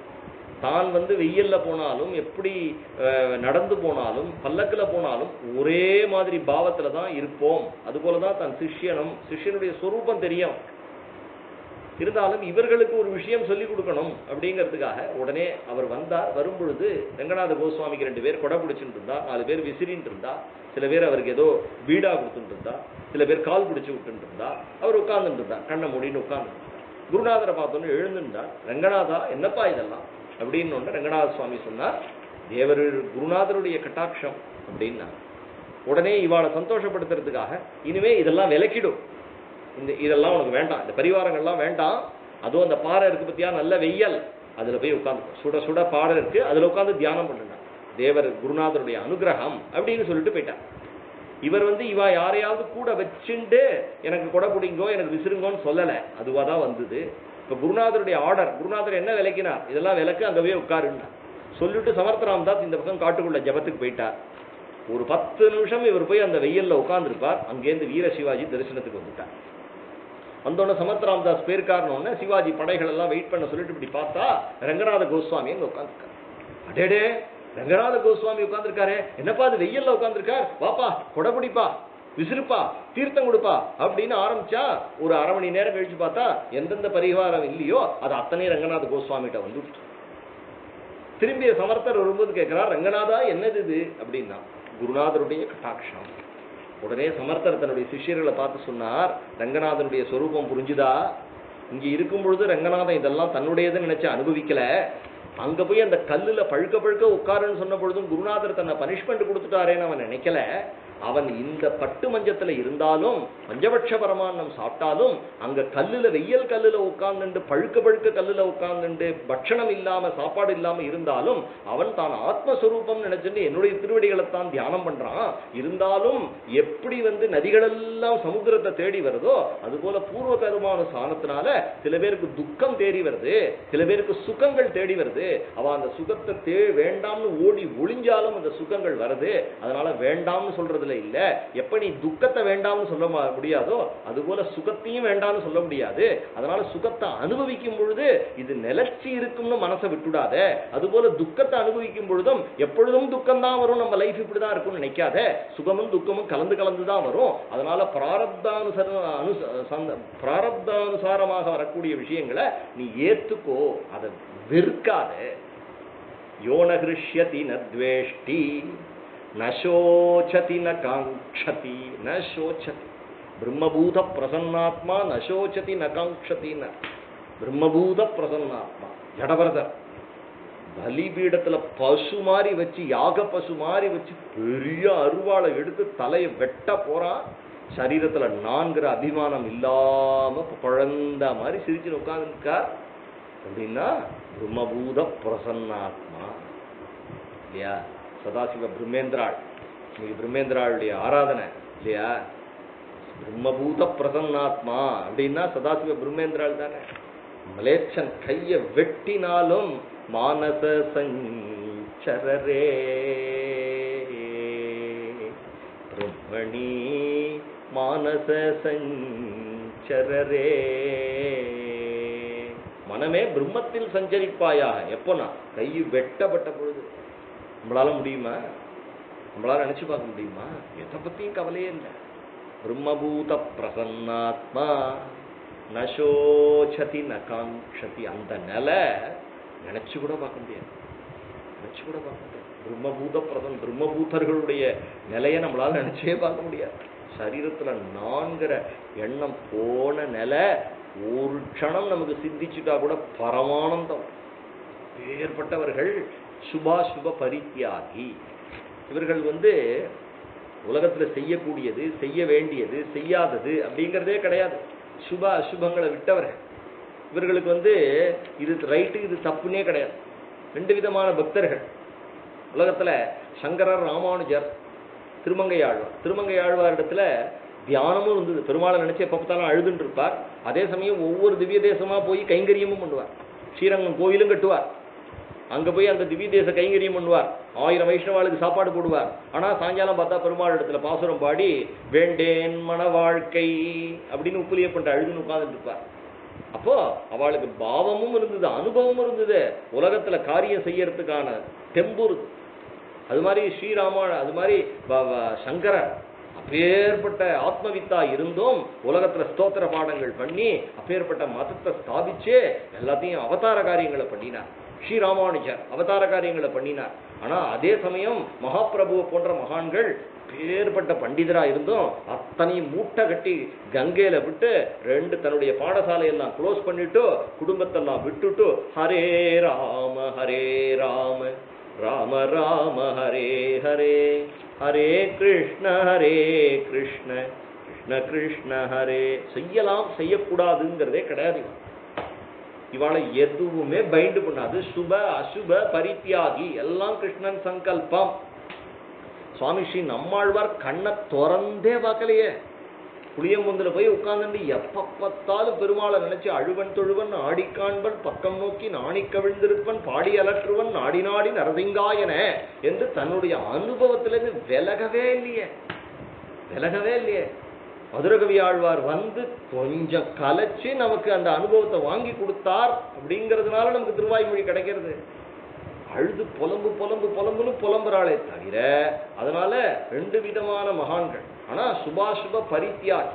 இந்த மகான்கள் இது செய்யலாம் இது செய்யக்கூடாதுன்னே கிடையாது. ஏன் சங்கரர் மடம் கட்டினார், ஏன் ஸ்தாபிச்சார், ஏன் அவர் போய் இமயமலையில தபசு பண்ணல கேட்க முடியாது. சுப அசுப பரித்தியாகி.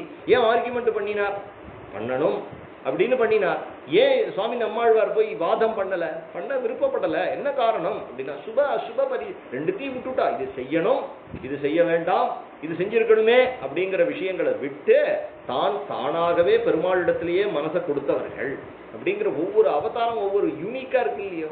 ஒரு மகான மாதிரி இன்னொரு மகான் இருக்காரா. அதனால இவர்கள் என்னன்னா இவர்கள் உலக வாழ்க்கைக்கு அன்பிட்டா. உலக வாழ்க்கைக்கு ஃபிட்டு கிடையாது. உலக வாழ்க்கைக்கு ஃபிட்டு கிடையாது. யாரு ஃபிட்டு கிடையாது அப்படின்னா துக்காராம் மகாராஜா போன்றவர்கள் உலக வாழ்க்கைக்கு ஃபிட்டு கிடையாது. துக்காராம் மகாராஜா போய் துக்காராம் மகாராஜா ஆத்துல எல்லாம் போண்டியா போயிடுத்து. பிசினஸ்லாம் குழந்தைலாம் அழறது. உடனே மாமி போத்திண்டு கிளம்புற ஆத்து. சொன்னேனே பரமஹம்சரை போல பரம ஞானி துக்காராம் சாரிகா சத்குரு நாகி 1000 சன்னியாசிக்கு சமமான வைராகியத்தோட இருக்கார். ஆனா அவரை 2 கல்யாணம் பண்ணி குடும்பத்துல வைக்கிறான் பாண்டுரங்கன். எதுவும் யோஜனை பண்ணல. தான் பண்ணலைன்னா இந்த குடும்பம் இப்படி இருக்குமே அப்படின்னு நினைக்கல. அப்படியே இருக்கார். சுப அசுப பரித்தியாகி. பகவான் பார்த்துப்பான். பகவான் மேல அப்படி ஒரு நம்பிக்கையோட இருக்கார். பகவானுடைய காருண்யத்தை நினைச்சிருக்கார். அப்படி இருக்கும் பொழுதே மாமி 4 ஆத்துல போய் 10 பாத்திரம் தேய்க்கலாம்னு கிளம்புறா. பார்த்து மாமி, ஜீஜா நீ கிளம்பாதம்மா, நீ போகக்கூடாதம்மா. ஆனா அந்த எண்ணம் இருக்க மனசு பாண்டரங்கத்திலேயே நிலைச்சிருக்க. இருந்தாலும் பத்தினிய வேலைக்கு அனுப்பக்கூடாது, 4 கிரகத்துக்கு அவளை வேலைக்கு அனுப்பக்கூடாதுங்கிற பிரியம் அவளிடத்துல இருக்க. நீ போகாத. மாமி சொல், நீங்க எங்க போக வேண்டும், உங்களுக்கு என்ன தெரியும்?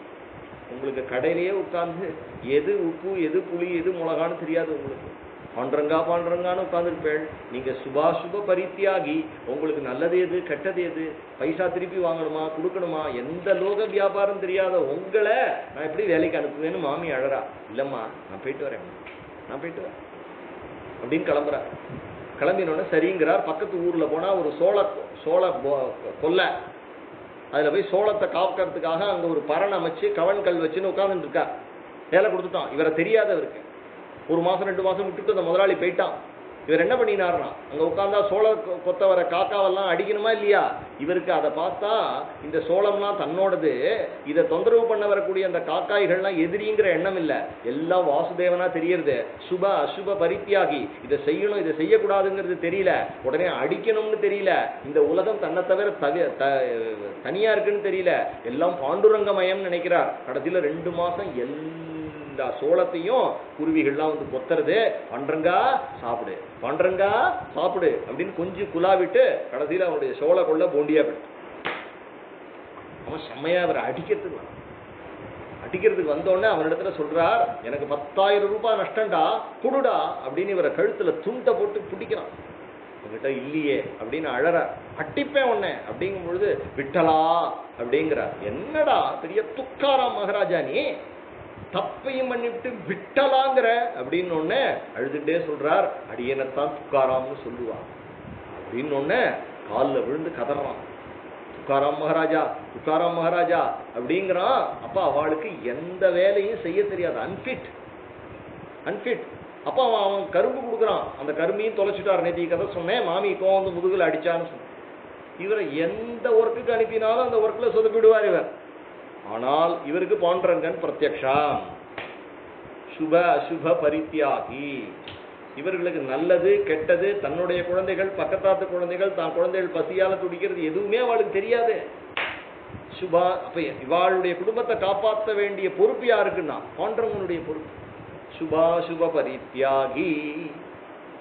அதனால உலக வாழ்க்கைக்கு அவர்கள் லாயக்கில்லை, பேர்பட்டவர்கள் என்னுடைய பக்தர்கள் அப்படின்னு சொல்றான். சுபா சுப பரித்தியாகின்னா எவ்வளவோ மகான்கள் அப்படிதான் இருந்தா, எதுவுமே தனக்குன்னு அவ வச்சுக்கவே இல்லை, செய்யலாம் செய்யக்கூடாதுன்னே கிடையாது. பக்தி வந்துடுத்துன்னா வாசுதேவ பிரம்மம் அப்படிங்கிற தாத்தா இருந்தா, மெட்ராஸ்ல தான் இருந்தா. அந்த தாத்தா போர்ட்ரஸ்ல தான் வேலை பார்த்துட்டு இருந்தா.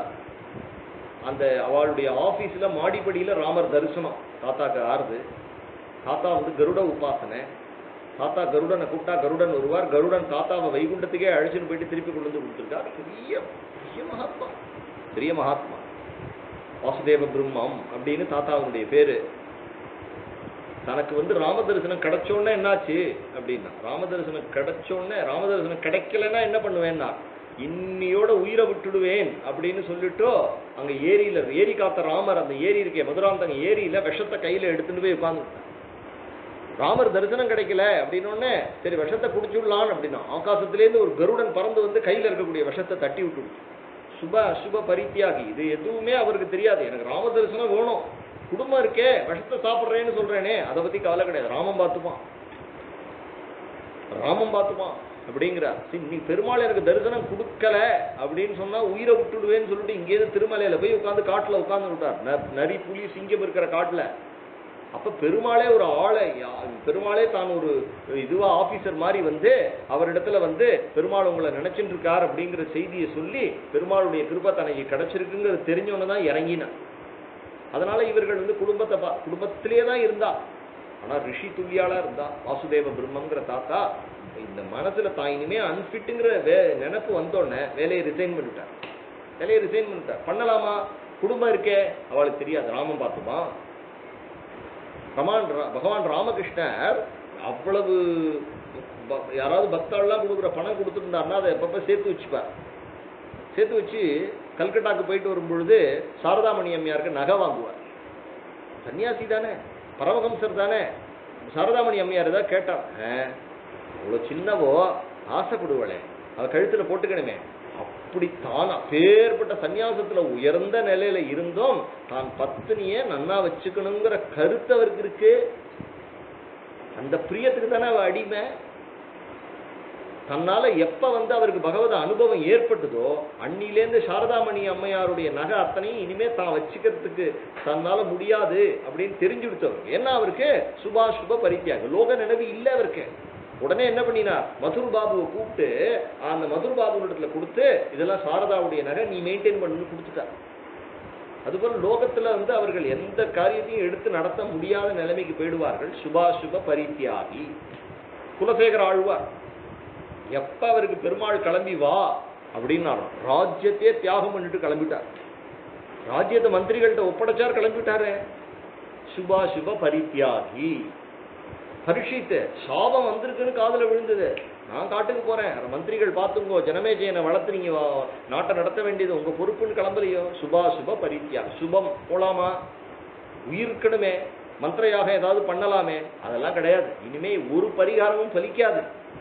எனக்கு சாபம் வந்துடுத்து, பிரம்ம சாபம் வந்துடுத்து அப்படிங்கிற விஷயத்துல தஸ்மாத் அபரிகாரேர்த்தேனத்துவம் சோசித்து வருகிறது. அப்ப இனிமே மனுஷ முயற்சிக்கு ஒன்றும் விலை இல்லை அப்படிங்கிறது அவளுக்கு தோணிப்பனதுக்கு அப்புறம், எல்லாம் கிருஷ்ணமயம், கிருஷ்ணன் நடத்துறான் அப்படிங்கிறது தோணினதுக்கு அப்புறம் அவ முயற்சியை சர்வத்தையும் விட்டுட்டோ மாமேகம் சர்வதருமான் பரித்தியஜே மாமேகம் சரணம் பிரஜன் கிருஷ்ணங்காலில் போய் விழுந்துடுறா. அதுக்கப்புறமா அவளுக்கு எதுவுமே கிடையாது. நரசிம்ம மேத்தா அவாத்துல இன்னைக்கு ஸ்ரார்த்தம், அவ அப்பா ஸ்ரார்த்தம் நடக்கணும்.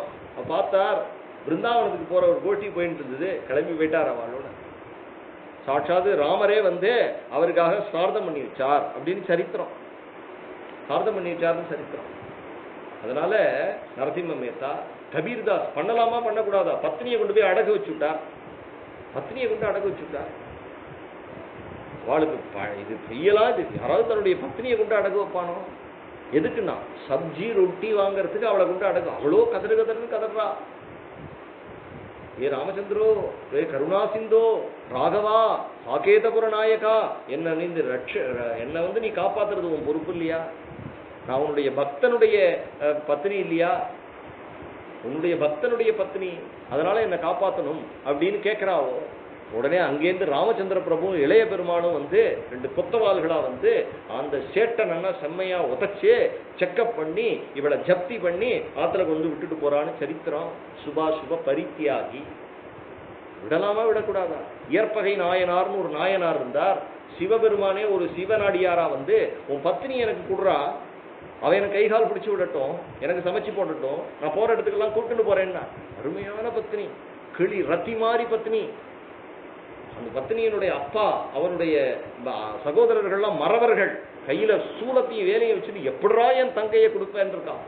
சிவனடியாருக்கு பொண்டாட்டியை கேட்டாலும் கொடுப்பேன்றார் இயற்பகை நாயனார். அத்தனை பேரையும் வெட்டிட்டு தன்னுடைய பத்னியை சிவனடியாரோட அனுப்பி வைக்கிறார். ஊருக்கு வெளியில தானே காவல் காத்துன்னு கூட வரார். யாராலையும் செய்ய முடியாத காரியம் இயற்பகை நாயனார் பண்ணின காரியம். நாயன்மாருடைய சரித்திரம் 64 63 வருது. ஊருக்கு வெளியில வந்தா அத்தனை பேர் தலையை வெட்டிட்டு பத்னியை சிவனடியாருக்கு சமர்ப்பணம் பண்ணும் பொழுது ஆகாசத்துல ரிஷபாரூடனாக பரமேஸ்வரன் தரிசனம் கொடுத்து, உனக்கு வந்து இன்னிலேருந்து இயற்பகை என்று பெயர், உலகத்துல யாராலையும் செய்ய முடியாத காரியத்தை உன்னுடைய பத்னியை, அப்பேற்பட்ட பத்னியை நீ வந்து எனக்கு சமர்ப்பிச்சியே, அதனால உனக்கு சுபாசுப பரித்தியாகி. நல்லது பண்ணலாம் பண்ணக்கூடாது, பகவத் விஷயம் வந்துட்டா அதுல பண்ணது பண்ணக்கூடாதுங்கிறதே கிடையாது. இப்படி 1000 சரித்திரம். இது பண்ணலாமா இது பண்ணக்கூடாதா அப்படின்னு கிடையாது. சுபாசுப பரித்யாகி பக்திமான். பக்திமான் எஸ் சமே பிரியா. அந்த பக்திமான் எனக்கு யக சமே பிரியா, எனக்கு மிகவும் பிரியம். இப்படி இருக்கக்கூடிய பக்தன் சேனா நாவிதருக்கு ராஜாக்கு க்ஷவரம் பண்ற வேலையை விட்டுட்டு சேனா நாவிதர் பஜனைக்கு போயிட்டார். அப்போ பாண்டரங்கன் க்ஷவரம் பண்றதுக்கு வந்து உட்கார்ந்துருக்கான் அந்த ராஜாக்கு. இப்போ என் பக்தனுக்காக நான் அகம் சர்வம் கரிஷ்யாம், என் பக்தனுக்காக என்ன வேணா பண்ணுவேன். கபீர்தாசரால பட்டு நூல் நூக்க முடியலையா, நானும் நூத்து கொடுப்பேன். எல்லா வேலையும் என் பக்தனுக்காக நான் பண்ணுவேன், எல்லாமே பண்ணுவேன். என் பக்தன் அவன் ஒரு டியூட்டியும் அவன் விடலை, எதையும் விடலை, எல்லாம் செய்யறான். ஆனா அவன் பக்தியினால் அவனுக்கு செய்ய முடியாத நிலை அது.